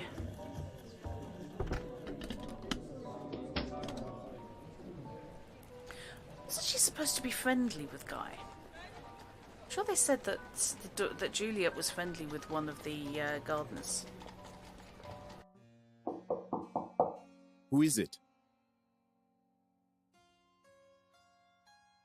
Mr. Dumas, listen to me. I don't want to make this into more of an issue than it should be, but I believe it's in your best interest to let me in so I can speak with you. Just a moment. I'm Miles Fordham, a private investigator. It's extremely important I speak with you, Mr. Dumas. What do you want? Just to talk. May I come in? Yes, I suppose so. Hey. I found your note in St. Denis Cemetery. Care to explain what it means? How did you... I'm a private investigator, Mr. Dumas. That's what I do. Now we can either do this the easy way or the hard way. It's up to you. I left that note for Celine. I didn't think anyone would ever find it. So it was you who attacked Madame Dupre? Yes. Yes, it was me. Well I played. confess. I can't remember the last time a suspect actually confessed. If only they were all like this. Yeah. But please, Mr. Fordham, you have to understand. The woman is evil. If only you knew what she did. Please, don't arrest me, Mr. Fordham. You have to know the truth about Madame Dupre. Relax, Mr. Dumas. I'm not going to arrest you just yet. I'm perfectly willing to hear your side of the story. Now let's take this nice and slow. Gimme information. How did you come to be employed by Madame Dupre? I used to work in an iron factory in Chomley, but a few years ago, they brought in some steam machines to help production. One of the machines had a problem, and my friend Connor and I were assigned to fix it. We had no idea what we were doing, but we wanted to keep our jobs. I don't know what happened, but the next thing I knew, Connor was dead, and I was badly hurt. I swore never to go near one of those machines again. After I got better, I spent a few months looking for work, but it was impossible to find any jobs that didn't involve steam tech. Then I found out about Madame Dupre. Working at her home seemed like an improvement. I had a decent bed to sleep in. The work was not difficult, and I even made friends with her daughter. But Madame Dupre soon showed her true nature.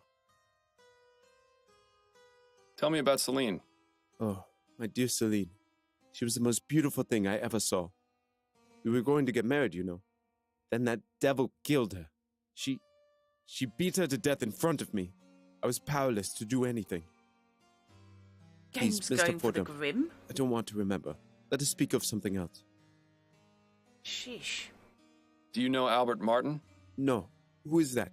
He's Juliet's lover, falsely accused of the crime you committed. I had no idea. Are you going to let an innocent man die because of what you did? No. No, of course not. I suppose things got out of hand. It was not my intention for someone else to take the blame for my actions. I'm not going to say she didn't have it coming. What can you tell me about Madame Dupre? She seemed like a nice woman at first, but after working for her, I came to know how awful she truly was. When no one was around, she would beat me and some of the other servants for fun, say the most cruel things, call us horrible names. Why didn't you just leave? She threatened us, told us she would make it impossible for us to get work anywhere else. It's already difficult enough getting a job that doesn't force you to operate those awful machines. To be blacklisted by Madame Dupre would have been the final nail in the coffin. Bloody hell. So why did you attack Madame Dupre in the way you did? I knew that if I went to her home and killed her, I would be caught and thrown in jail. I needed to find a way to do it quietly and not make anyone suspicious. Also, I wanted her to suffer for what she did to my Celine. Fair. I had read about toxic plants in Juliet's schoolbooks, and I knew a bit about them from working as a gardener. So I decided to poison Dupre and make her appear dead so she could be buried alive and suffer the same way she made us when she would lock us away in her secret room. Hello. Did you say secret room? Yes, Mr. Fordham. It was no bigger than a coffin. She would place us inside if she was especially mad at us, with no food or water, sometimes for days at a time. We couldn't scream because she would stuff our mouths. She would also plug our ears and cover our faces. How often did she put you in there? Only a few times, but that was more than enough. I'd rather not think about it. So you have no idea where it is? None. I only remember Madame Dupre would say the same thing any time she was about to put someone in there. A perfect servant must behave. I've told you everything, Mr. Fordham. Are you still going to arrest me? Oh? I haven't quite decided yet, Mr. Dumas. If I can find this secret room, it would be enough to charge Madame Dupre with a crime. However, if you haven't been telling me the truth... I have been, Mr. Fordham. I swear it. I'll even make you a deal. If you promise me you'll try to find the secret room, I won't leave this hotel. All right, Dumas. It's a deal. Well, at least now we can go straight to Upton and have him taken in. Unless you really do believe him about the secret room. I do. That's all for right now, but I'll be back. Yes, Mr. Fordham. I'll be here. Okay. A wash basin? When did this place get so fancy? Yeah. It appears someone is due for 7 years of bad luck. If there's one thing I can't stand, it's crooked paintings. Priorities, dude. This is knackered. Seems to be what passes for a dresser around here. Either that or Dumas is secretly a pirate.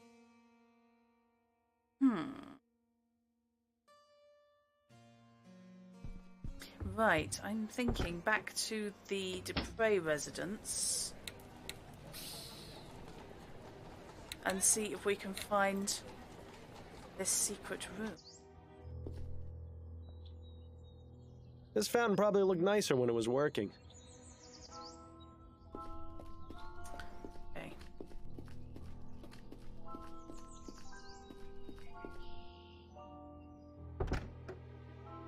Servant must behave. I wonder what happens if you say that to the parrot.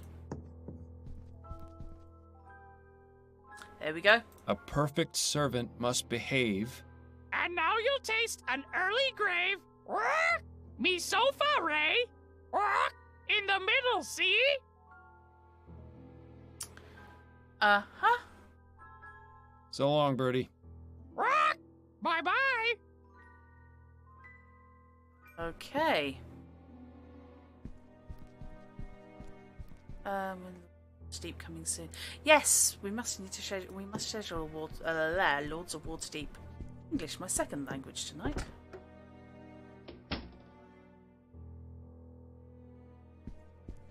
Nothing. Damn that bird. What the hell was he babbling about? Nothing. Damn that bird. There are way more important things to concern ourselves with now than browsing Madame Dupre's book collection. A much younger Nothing. Damn that bird. What the hell was he babbling about?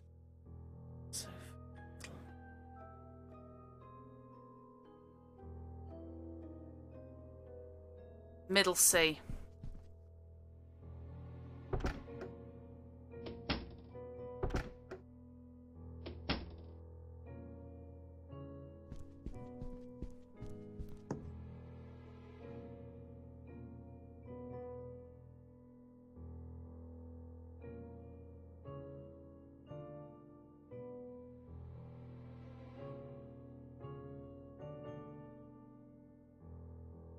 Nope.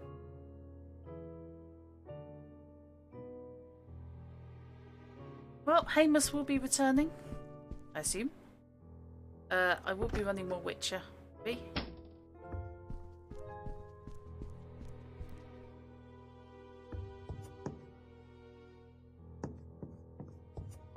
There's nothing here. That beast. It's on the middle C.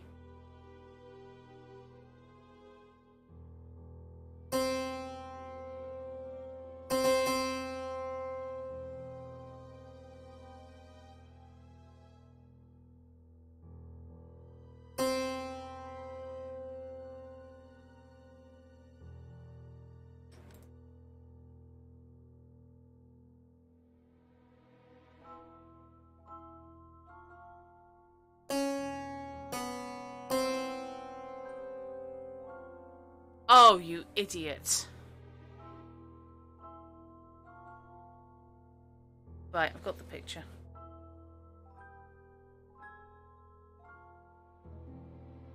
Right. Got it. So...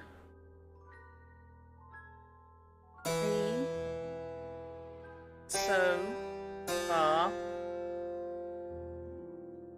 Ray. I wonder why that didn't work. Maybe you should try one octave higher? Okay, fair enough. So yes, if I start with the middle C. So...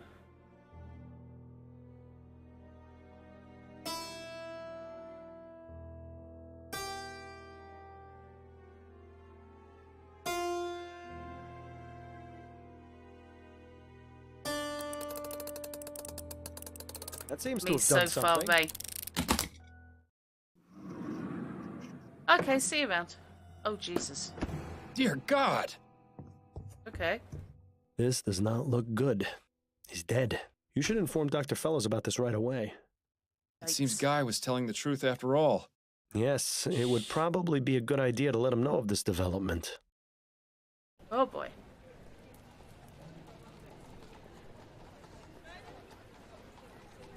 Sofa away.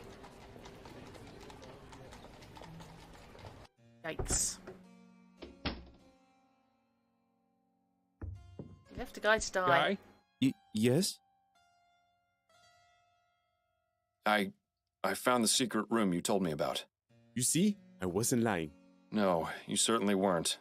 There was someone inside. A man. No. Who? I'm not sure, but I can only assume it was one of Madame Dupre's servants. Was he all right? I'm afraid not. He was dead. Dr. Fellows confirmed it was due to asphyxiation. Madame Dupre must have put him in there before I drugged her. And then, with everything that's happened, she didn't let him out in time. Oh my God. It's my fault he's dead. If only I'd known. The circumstances are quite unfortunate, Mr. Dumas. It's understatement. However, this has shed a new light on Madame Dupre and her cruel practices. I can't say for certain that you were justified in your actions, but It's fairly close. I am a bit reluctant to say you were completely at fault. But the bottom fact is that Mr. Martin has been falsely accused of this crime. If I were to let you go, he would be punished in your place. Unless... Yes? I'm going to need you to write me a letter, Mr. Dumas. Of course, Mr. Fordham. Anything to take care of this mess. Yikes. Definitely mega yikes. Good. Hopefully now this whole grim affair can be brought to an end. I look forward to seeing That's what the all for letter right now, says. but I'll be back. Yes, Mr. Fordham. I'll be here. Okay, what? I, Guy Demar of sound mind and body, hereby confess to the attempted murder of Madame Laura Dupre. But I had reasons. Yes, skulls and everything else. Oof. Okay. So nothing to do with etheric experiments. Go on, I'm listening. I think I'm ready to wrap this case up. Okay, who's your prime suspect?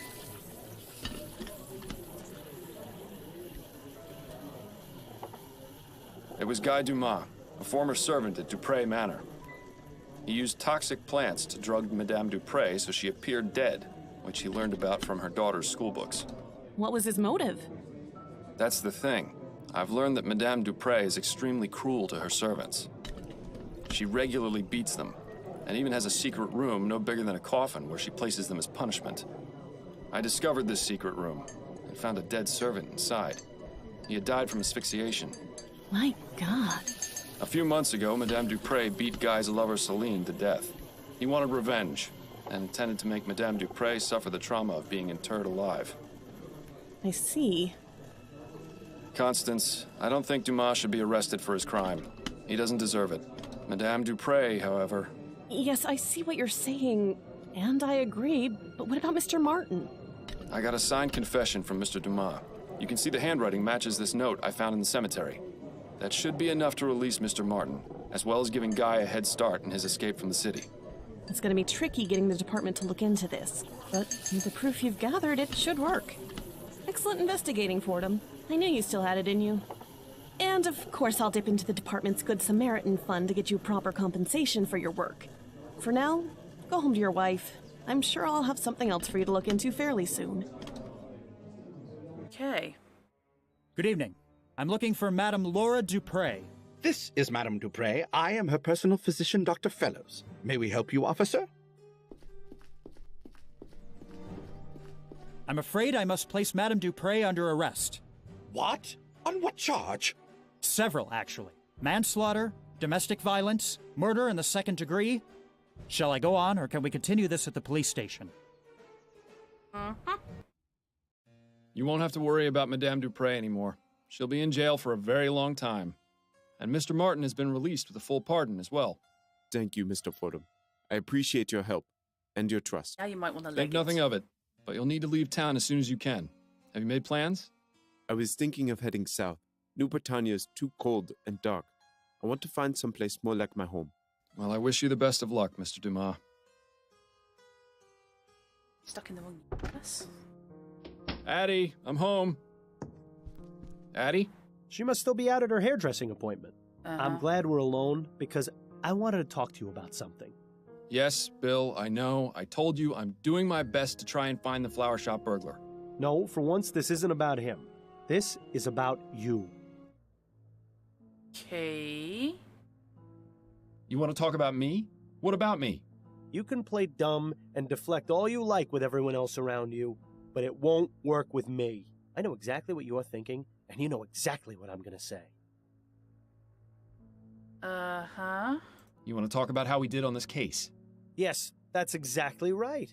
Have you already forgotten the old days, Miles? Before I died, we were solving cases like nobody's business. You were one of the best detectives on the force. But ever since you started taking that soporific, your mind hasn't been as sharp as before. If you're serious about taking on more complex cases, you need to listen to Adelaide and stop taking it. It's already had a negative effect on your performance. What are you talking about? We were able to discover the truth about Madame Dupre. Yes, but if you were working at your full abilities, you'd have come to that conclusion much sooner. If I stop taking it, you won't let me sleep through the night. Nothing will change. Well, things would change if you found you-know-who. I thought you said we weren't going to talk about that right now. Yeah, well, I say a lot of things. An understatement if ever there was one. Can't you just keep quiet without me having to take something? Afraid not, old friend. That's just not who I am or how this works. If you keep me up all night, I'll go crazy. Things have been hard enough as it is. And if, God forbid, Adelaide were ever to find out about... Hello, Miles. Is there someone else here? I thought I heard you talking just now. Fantastic.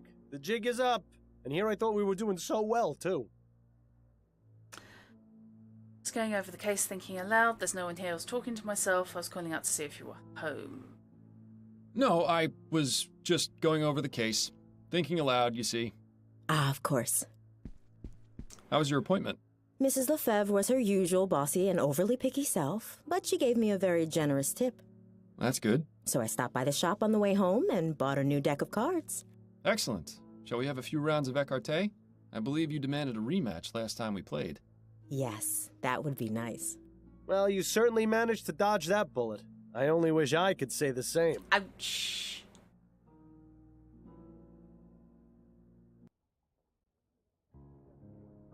2 weeks later. What happens to the decks of cards? I mean, does the loser throw them away in a strop? And it says here they still don't know what caused that explosion. I guarantee you it was sabotage. Those Redites have been causing a lot of trouble lately. Is that the group of anti-steam tech radicals? The very same. Why Redites, though? They're named after some fellow named Jonathan Red, apparently the one who began the whole anti-steam movement. It's really a rather stupid name, if you ask me. And uncreative, to boot. Well, what would you call them, then? Anti-Steam Society, the League for Preservation of Blowing Things Up, the Boom Boom Boys. I'm so tempted to say the Boom Boom Boys. I can't help thinking, though, that might not be the most serious comment.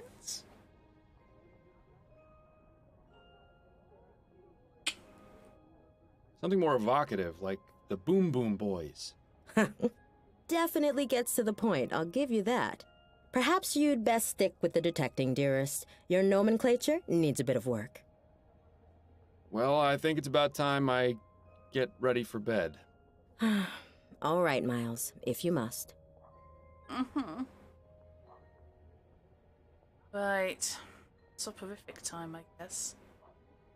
Let her be for now. You've got your own things to take care of.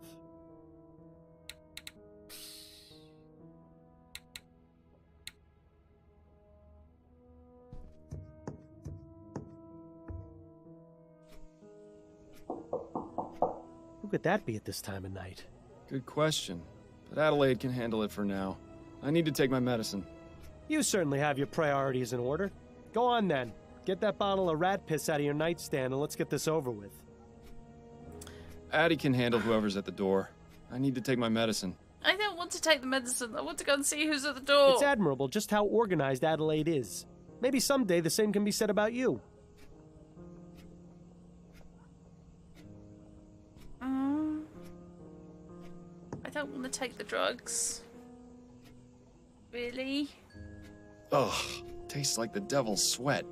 You could just stop taking it, you know. Bill, now is not the time to... Miles, could you come back out here, please? Oh, bad Be right timing. there, dearest.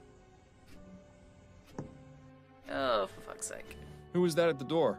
A late-night courier. You've got a message from Upton. Fordham, this case makes the last one look simple. Meet me at the Raven. Go on ASAP, it's urgent. Seems this case is rather urgent. She wants me to meet her as soon as possible. But didn't you just take your soporific? Are you going to be all right to go? It won't kick in for another hour or so. Should be plenty of time. All right, I'm going to bed then. Good luck, dear. Good night, Addie. Oh boy. I'm on the clock and on the drugs.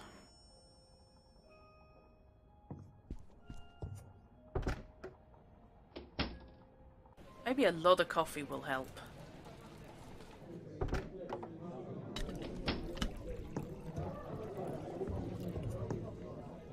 Hello, Upton. I'm glad you came, Fordham. Sorry for disturbing you this late. What's so urgent it couldn't wait until morning? Curious to know what's so important that it couldn't wait until morning.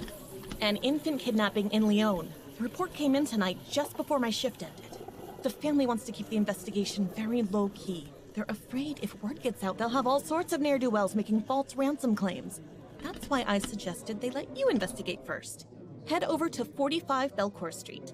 That's the home of Malcolm and Miriam Harris, the parents of the kidnapped boy. Oh. Harris? As in Harris Construction Company? The very same. Owned by Malcolm's father, no less. Now you see why they wanted to keep this out of the public eye. Indeed. If they manage to get a new transatlantic airship off the ground, it'll be an aura mine. I can see why they'd make an easy target. Okay. Okay, I'm on it. I'll try and find him as soon as I possibly can. Right. Good luck on your investigation. Come see me again once you figured things out, or if you just need to talk. I'll be here all day tomorrow as well, so feel free to stop by. And unfortunately, I'm gonzoed. Utterly.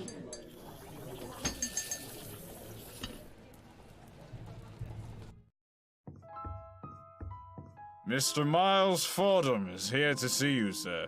Oh, I can just Very feel good, the wealth. Mr. Havelock. Send him up. Yes, sir.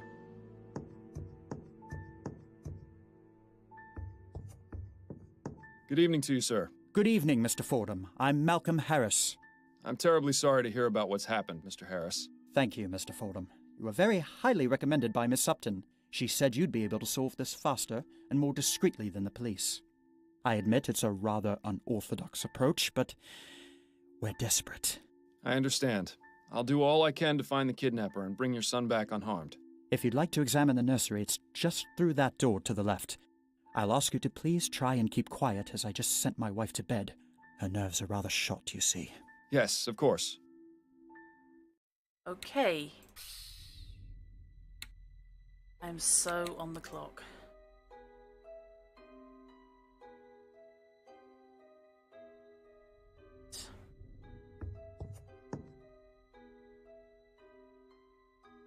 A steam-powered bottle warmer. Certainly beats having to do it in the fireplace. Or in the case of my parents, over a barrel fire.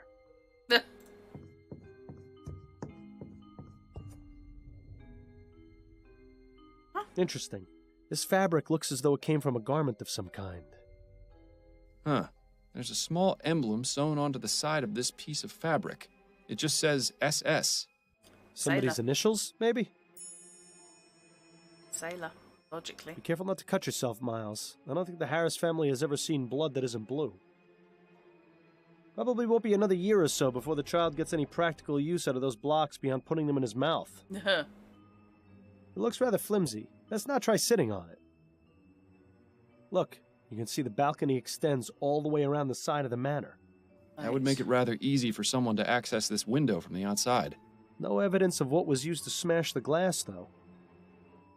Yeah. Oh dear.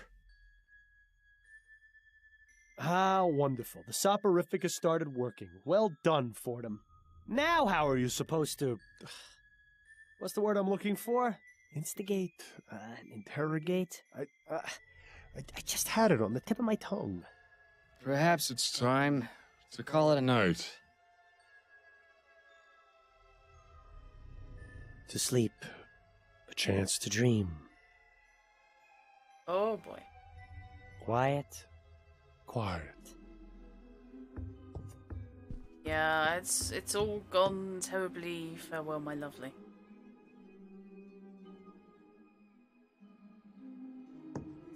Well, Mr. Harris, I believe I've done all I can for right now. Did you find anything? Yes, I believe I have some leads I can pursue. But the most important thing to do in cases like this is wait to hear from the kidnappers. I'll be back tomorrow morning to continue my investigation and ask you and your wife some questions once you've had time to calm down a bit. In the meantime, I suggest you stay here and get some sleep. We'll all need it. Oh boy. You need to stop taking that soporific. Because that's just floopy.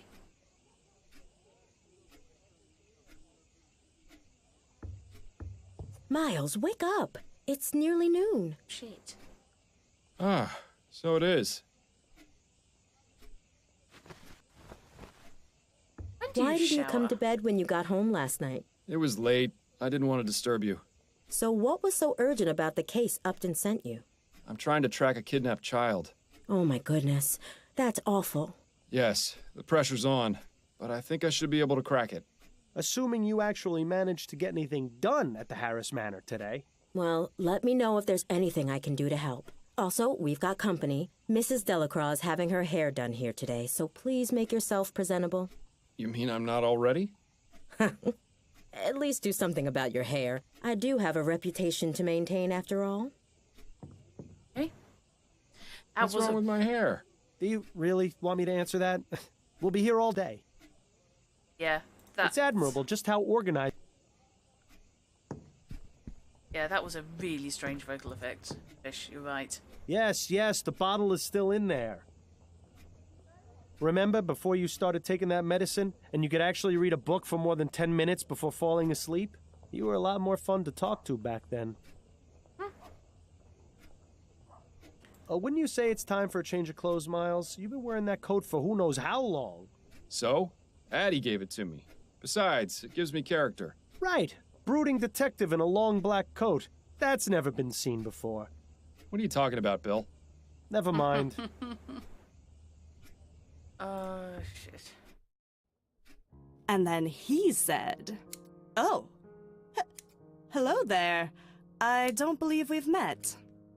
Mrs. Delacroix, this is my husband, Miles.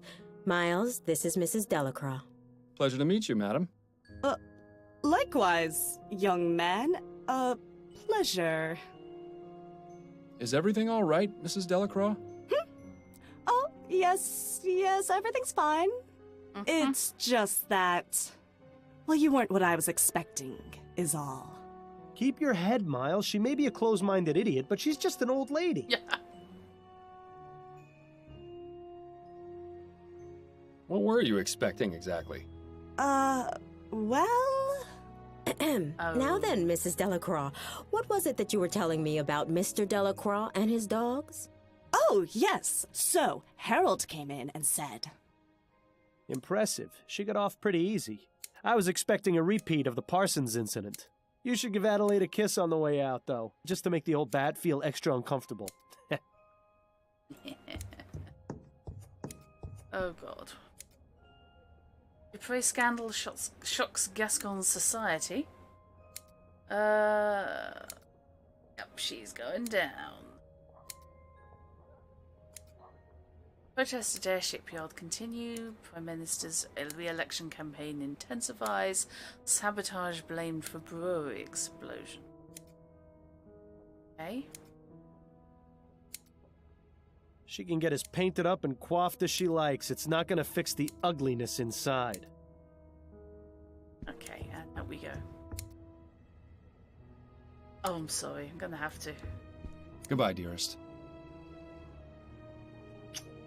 I look forward to your return, my love. Burn.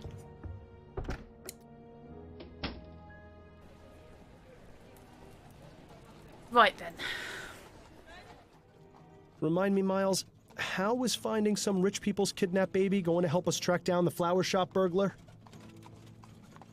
It isn't about the burglar, it's about helping people. Yeah. I'm not interested in the burglar right now. I want to help these people and get their child back. Or at the very least, help them find out what happened to him. Right. Well, you'll need your full wits about you if you plan on doing that. What are you implying? I'm not implying. I'm flat out telling you. Yeah. You need to stop taking that soporific. Adelaide has been trying to get you to stop for months, and Upton already suspects something is amiss. Not to mention your little episode last night. Trust me, no one is going to want to hire the dullard detective.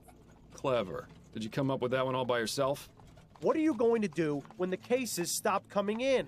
How long before you get put away in Riverview? If I do get locked away, it'll be your fault. Which is exactly why you need to get back to your normal routine so you can find the burglar. Fine, I'll stop. Keep me awake at night. Fine, I'll stop, but it doesn't mean we'll find the burglar tomorrow. All right, fine. I'll stop. But you know that doesn't guarantee we'll find the burglar any sooner. Yeah, I'm aware, but it increases the odds significantly. Well, I'm glad that's settled then. I knew you'd see things my way eventually. It's not as though you gave me much of a choice. In time, you'll thank me. Probably not before the withdrawal hits, though. Don't make me change my mind on this, Bill. Oh, that'll be bliss. Mr. Fordham, you're back. Allow me to introduce my wife, Miriam. Examine the use of the term warning. A pleasure, Mrs. Harris. I wish we could have met under better circumstances, but I assure you I'm doing all I can to find your son. Thank you, Mr. Fordham. Mr. Harris, has there been any communication from the kidnapper? None at all. Well, I'll have another look around, if you don't mind. Okay. It's nice to see that tea is still served here, even in times of tragedy. Oh, please, they're clearly of British heritage. When would tea not be served in times of tragedy? I'm sure the only location the Harrises care about is wherever they are at any given moment. I wouldn't get too close, Miles. That vase is probably worth more than your entire building. She looks like she's up to something. But the Harris family certainly has a nice view from which to look down upon the world. I wonder if they use the balcony to give speeches to the gardeners. I know the hand and waistcoat pose is supposed to look stately, but to me it always looks like the person is scratching themselves.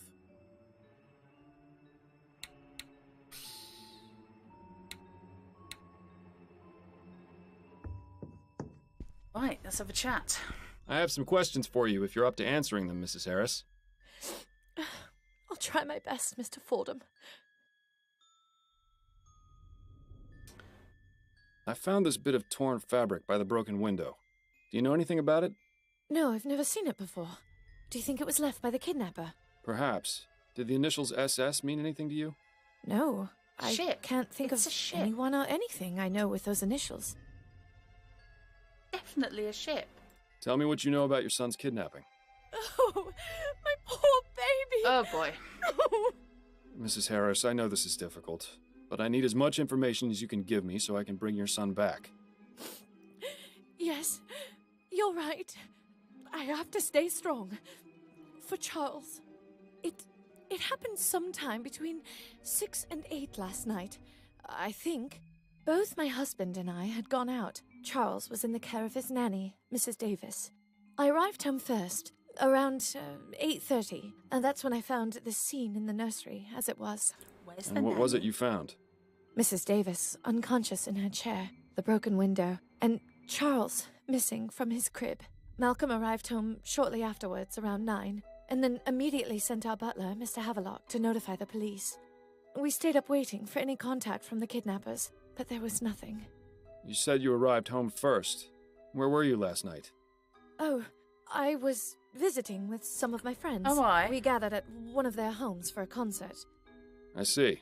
And your husband? He was at the social club with his friends as well, I believe. Wait a minute. I know this attitude all too well. This woman is hiding something. Most likely from her husband. I doubt it's voices from beyond the grave. So the question is, what's her secret? Okay. I need to have a conversation with her, but not in front of her hubby. What can you tell me about Mrs. Davis? Well, she's worked for us since Charles was born, a little over 6 months ago. How did you come to employ her? Malcolm's mother had a friend whose daughter she used to care for. She came highly recommended. We've never had any problems with her. She's always been a dream. Where is she now? In her room, I would guess. With Charles missing, there's little for her to do. Where might I find her room? There's a small building just around the back of the manor. Hers is the 4th door from the left. Definitely pas devant. Tell me about your son. Charles is our only child. He's such a good boy. Never makes a fuss. Always very sweet. Oh, Charles, you must be so frightened out there without your mother. Oh, please, Mr. Fordham. You have to bring him home. I'll do my best. Can you think of any reason why Money. your son would be a target for kidnapping? Money. It could be that someone wants our money, or some lunatic who's angry about the new airship. My husband's an investor, and my father-in-law owns the company building it, you see. I just don't know, Mr. Fordham. Frankly, the fact that something like this could even happen is just terrifying. Okay. Tell me a bit about yourself, Mrs. Harris. Mr. Fordham, my son has... What could I possibly hello. tell you that would make any difference to you finding him? I suppose you're right, Mrs. Harris. My apologies if I upset you. Well, who That's you're all for knocking now, off, Mrs. mainly. Harris. Very well. Rich person in this is at least part horse. You noticed. Can't open the French doors.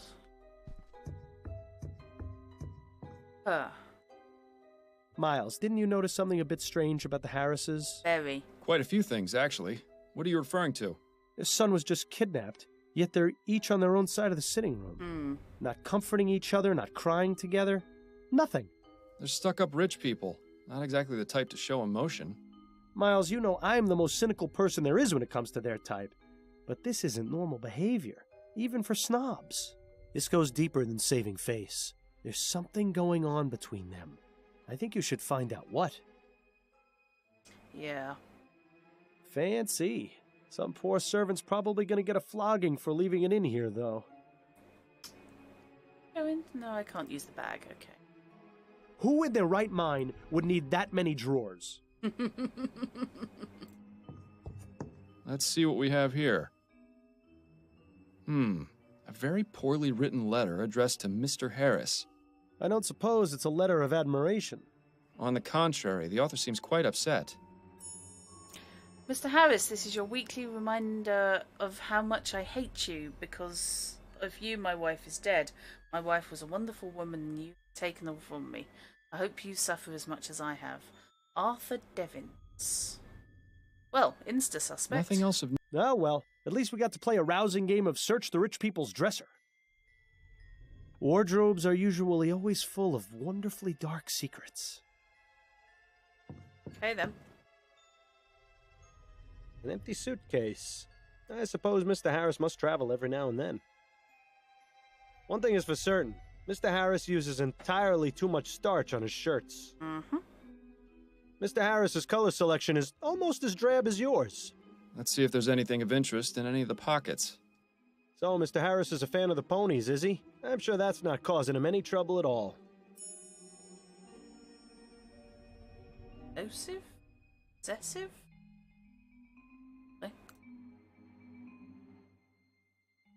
This looks like a lot of Facebook posts I see. Generally ones that end Brexit means Brexit. Paperwork and receipts. Nothing particularly interesting here. More lacy underthings. I wonder which Harris they belong to. Everything else in here. Yeah, it seems like this is where Mrs. Harris keeps her unmentionables. I like the ones with the frills and the stitched cat. Okay. Else to be had in there. Painting of the city. Probably the only time the Harris family sees any of the other boroughs. Oh, another four-poster. The Harris family certainly makes no secret of their wealth. It looks like a pile of women's clothes. Must belong to Mrs. Harris. Well, Mr. Harris clearly doesn't allow her any wardrobe space. There is that.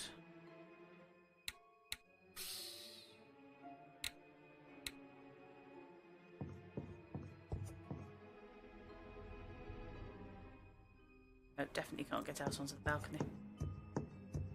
Yeah, the body language there is just so wrong. Look at that.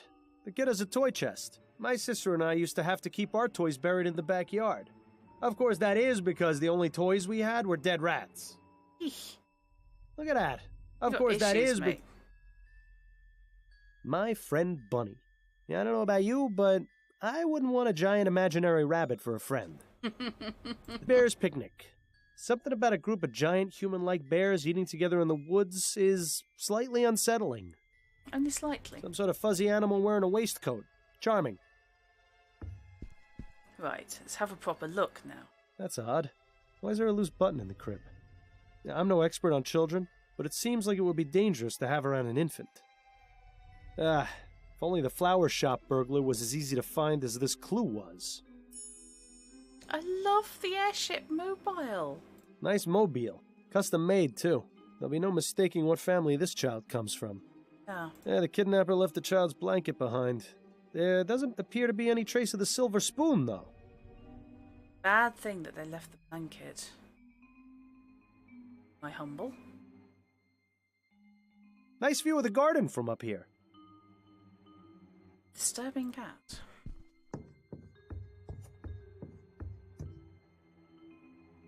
Okay, do we have any Look, details? you can see the balcony. That would make it rather... No evidence. Be careful not to cut yourself, Mom. No, nothing more to be found there. The steam-powered bottle, or in the case of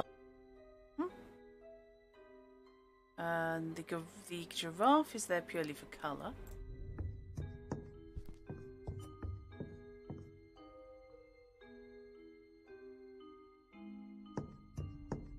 I have some questions for... Yes, of course. Who are you seeing? Tell me everything you can about the kidnapping. I don't know much. I was out last night while it happened. Where had you been previously? I was out with friends. My wife can verify the time I arrived home. It seems hiding something from your spouse is an activity both Harrises partake in. I found this letter in your bedroom. What can you tell me about it? You went through our things? Yep. I'm a private investigator, Mr. Harris. It's part of my job. Of all the insolence! You're upset, I know, but do you want me to find your son or don't you? Yes, of course I do. That letter was sent to me by mistake. It was written to my father. Well, if you can even call that writing. Have I ever mentioned how much I hate rich people? Because I really hate rich people. Your father. Doesn't he own the company building the new airship? Yes, that's right. He's been receiving many letters just like that one since the Lygia disaster. But that Devons fellow in particular has sent one every week, along with a bag of chicken bones and dust. How peculiar. Not only that, he leads a daily protest in front of the construction yard where the HMS Lenore is being built, trying to halt production. My God! How did I not see this before? See what? Devons! He has a grudge against this family because of what happened with the Lygia. I'd put money on him being involved with the kidnapping somehow, as a form of retaliation. I'll just have to speak with Mr. Devons and see for myself.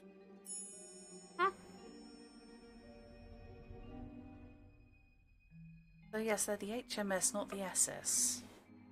Okay. I found this bit of torn fabric by the broken window. Do you know anything about it? Looks like it came from a piece of clothing. Possibly a jacket. Did the initials SS mean anything to you? Maybe? I can't really say. You'll have to excuse me, Mr. Fordham. I've got quite a lot on my mind right now. If I can think of anything, I'll be sure to let you know. Tell me about your son. Charles is a good boy. Very quiet.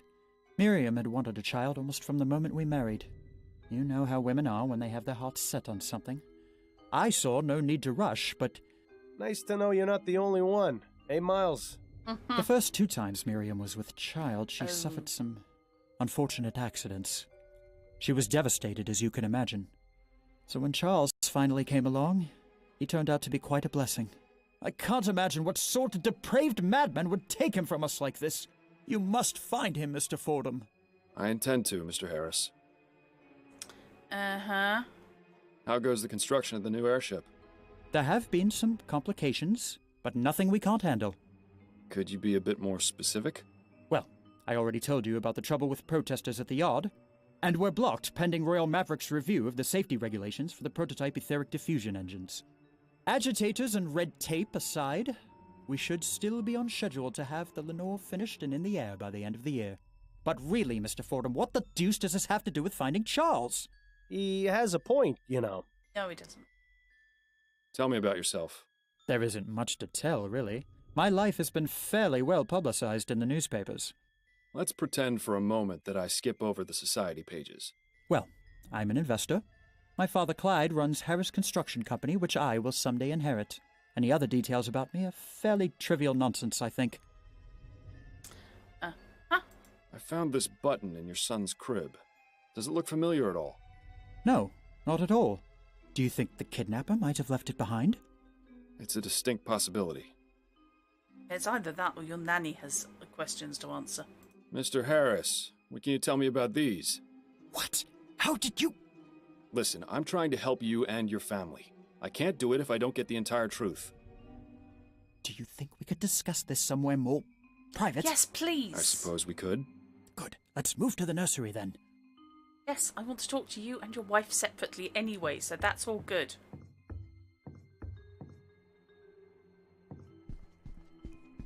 I have some questions for you. Right, tell me. I found this button in your son's crib. Does it look familiar at all? No, I don't recognize it. It looks like it came from some cheap coat. Is that what the ruffian who took my baby was wearing? That's what I'm trying to determine. That's all for now, Mrs. Harris. Damn. Very well. No opportunity to, say, so exactly who are you knocking off and why don't you want your husband to know? Shall we continue our conversation? Yes, of course. Right, where were we? Now that your wife is out of earshot, tell me about the kidnapping and what these betting stubs have to do with it. Right. As I said before, it had already happened when I got home. I had just come from spending the evening at the Meadows. I see. I take it your wife isn't impressed by your hobby? I promised her weeks ago that I would stop going, but I've had such a good streak lately. The last thing I wanted was to upset her further, yet it would be foolish of me to just give up on something so promising. Can you think of anyone who might want to do you harm by taking your son? Several, I'm afraid. Go on. I haven't exactly had the best of luck, Mr. Fordham. That's why this latest streak was so important to me. The truth is, I've gambled away most of my money. I've had to take out several loans so Miriam doesn't get suspicious. If she ever found out, it would be over. I can't lose her, Mr. Fordham. I just can't. Where have I heard this before? You know, things would be so much easier if people just talked to each other. Yes. I've tried doing business above board, but lately I've had to seek other resources. What do you mean? I was forced to visit a lending office. The owner was a rather shady Sambo, but I figured he'd be easier to deal with than the usual sheenies that run those type of places. Can you believe this guy? Maybe we should just leave the kid be. He'd probably be better raised by wolves. Who was the owner? Mr. LeFay. I didn't bother to get his first name. His business is an abattoir row in Chumley. Horrid place, but I was desperate. You think this Mr. LeFay may have taken your son as collateral? Let's just say there isn't much those type of people wouldn't do to put a crown in their pocket. Oh, it's a lovely specimen. Those are all the questions I had for now. All right. Jeez, Louise. If you don't mind, Mr. Fordham, I'm going back to the living room. I don't want Miriam getting suspicious. Miriam's already suspicious, but that's more how she's acting than anything else. Jeez. Okay. I think... I wouldn't get too close. Oh, yeah. A swift visit to the nanny.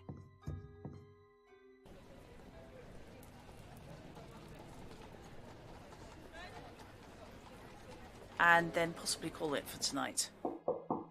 It's awful, isn't it, Fish? Everyone's horrible. Good day to you, ma'am. I'm Miles Fordham, a private investigator. I don't trust her. I'm looking into the kidnapping of Charles Harris. Are you Mrs. Davis? I am. Oh, bless the spirits. They've sent someone to help at last. So what? That chest is full of undressed dolls? What the hell is wrong with this old bat? My mother had a pewter teapot as well. Always made the tea taste funny. Seems like that boiler's the only thing in here that's less than 10 years old. Another Harris hand-me-down, no doubt. You'd think they would have washed it first. It's a spirit reaching out to a very frightened man. Possibly the fakest looking photo I've ever seen, says the ghost. This looks like a mourning portrait of a young woman, probably a relative of Mrs. Davis. Painting of a tower on a Scottish moor. I wish I'd been able to make it over there. Painting of a misty forest with a cemetery in the background. Cheery stuff. Her Majesty Queen Jessica. This was clearly painted a long time ago. Oh boy. Pretty distinguished looking gentleman. Handsome. Good fashion sense. Wonder who he is. Right, it's just going to raid your books. These are all books on spiritualism and the occult. Mrs. Davis doesn't seem to have many other hobbies. A boy taking a nap under a tree while his dog runs around in the distance. That brings back some good memories. The Harris family doesn't seem to hold the comfort of their servants in very high regard. I think a bed of nails would be an improvement. Okay. I have some questions for you, Mrs. Davis. All right. Yes, indeed, Fish. Aren't People Shitty would be an excellent subtitle for this game. Darker than I was expecting. Tell me about the kidnapping of Charles Harris.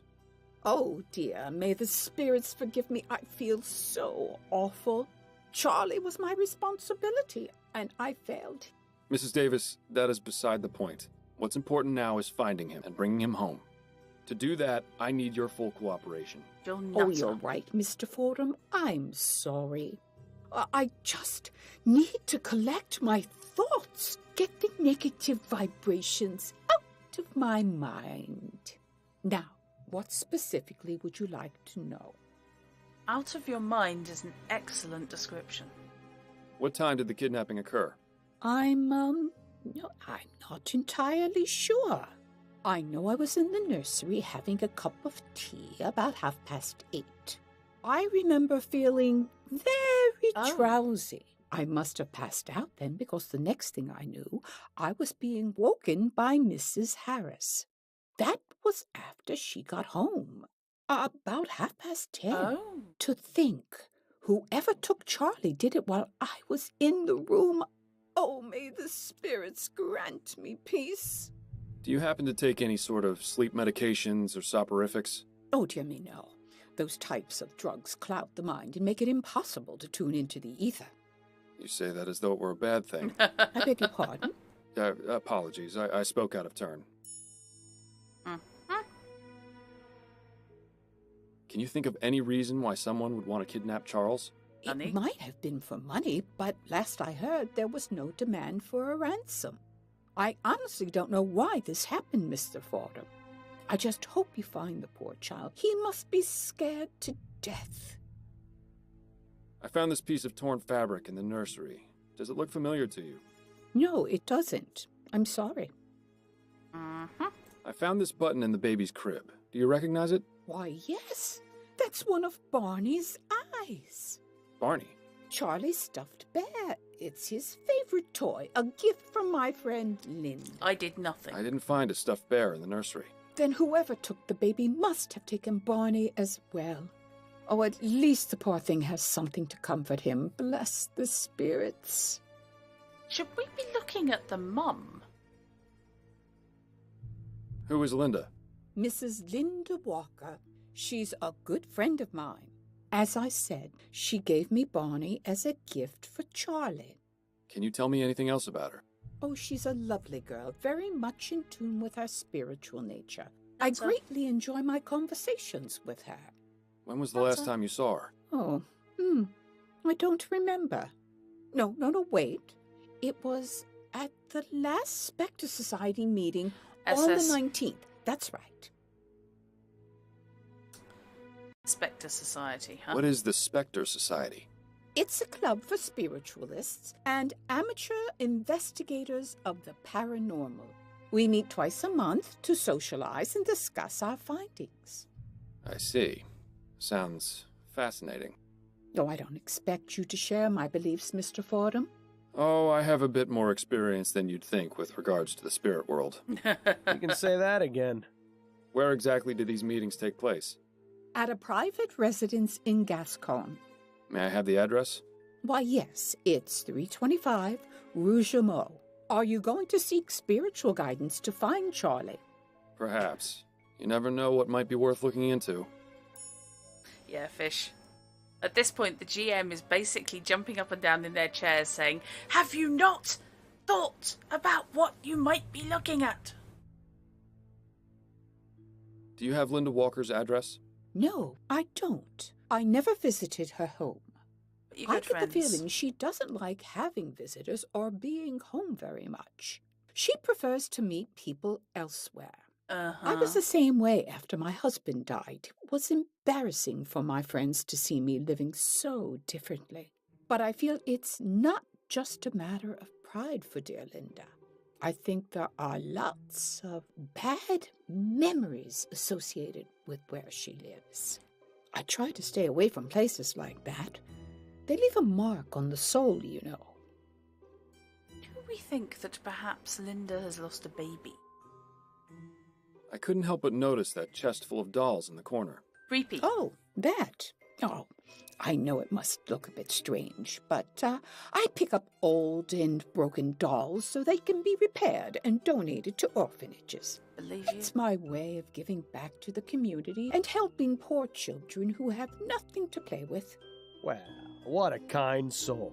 I wish she would find less creepy ways to express her altruism. What he said.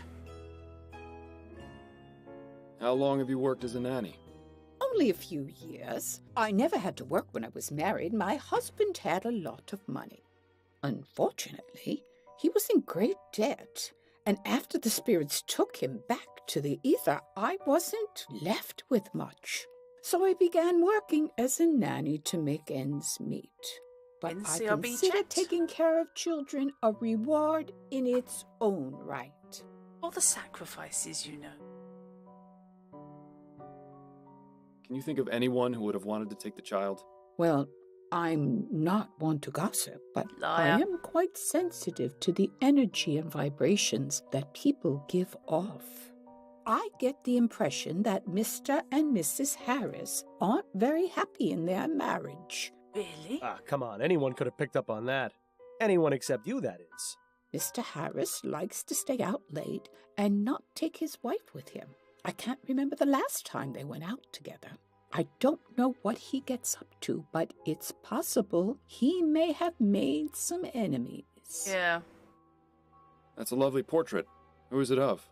That is my late husband, Jonathan. He used to attend meetings of the Spectre Society with me, bless him. I tried to get him to be more in tune with the other side, but I think he was just humoring me. He was a good man. Everyone at the society cared for him very much. Did they now? Thank you for your time, Mrs. Davis. Oh, Including you're your friend very Linda? welcome.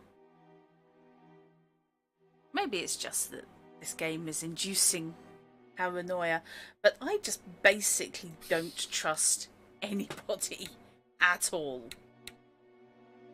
Period. Right, okay. Well, that was a creepy conversation.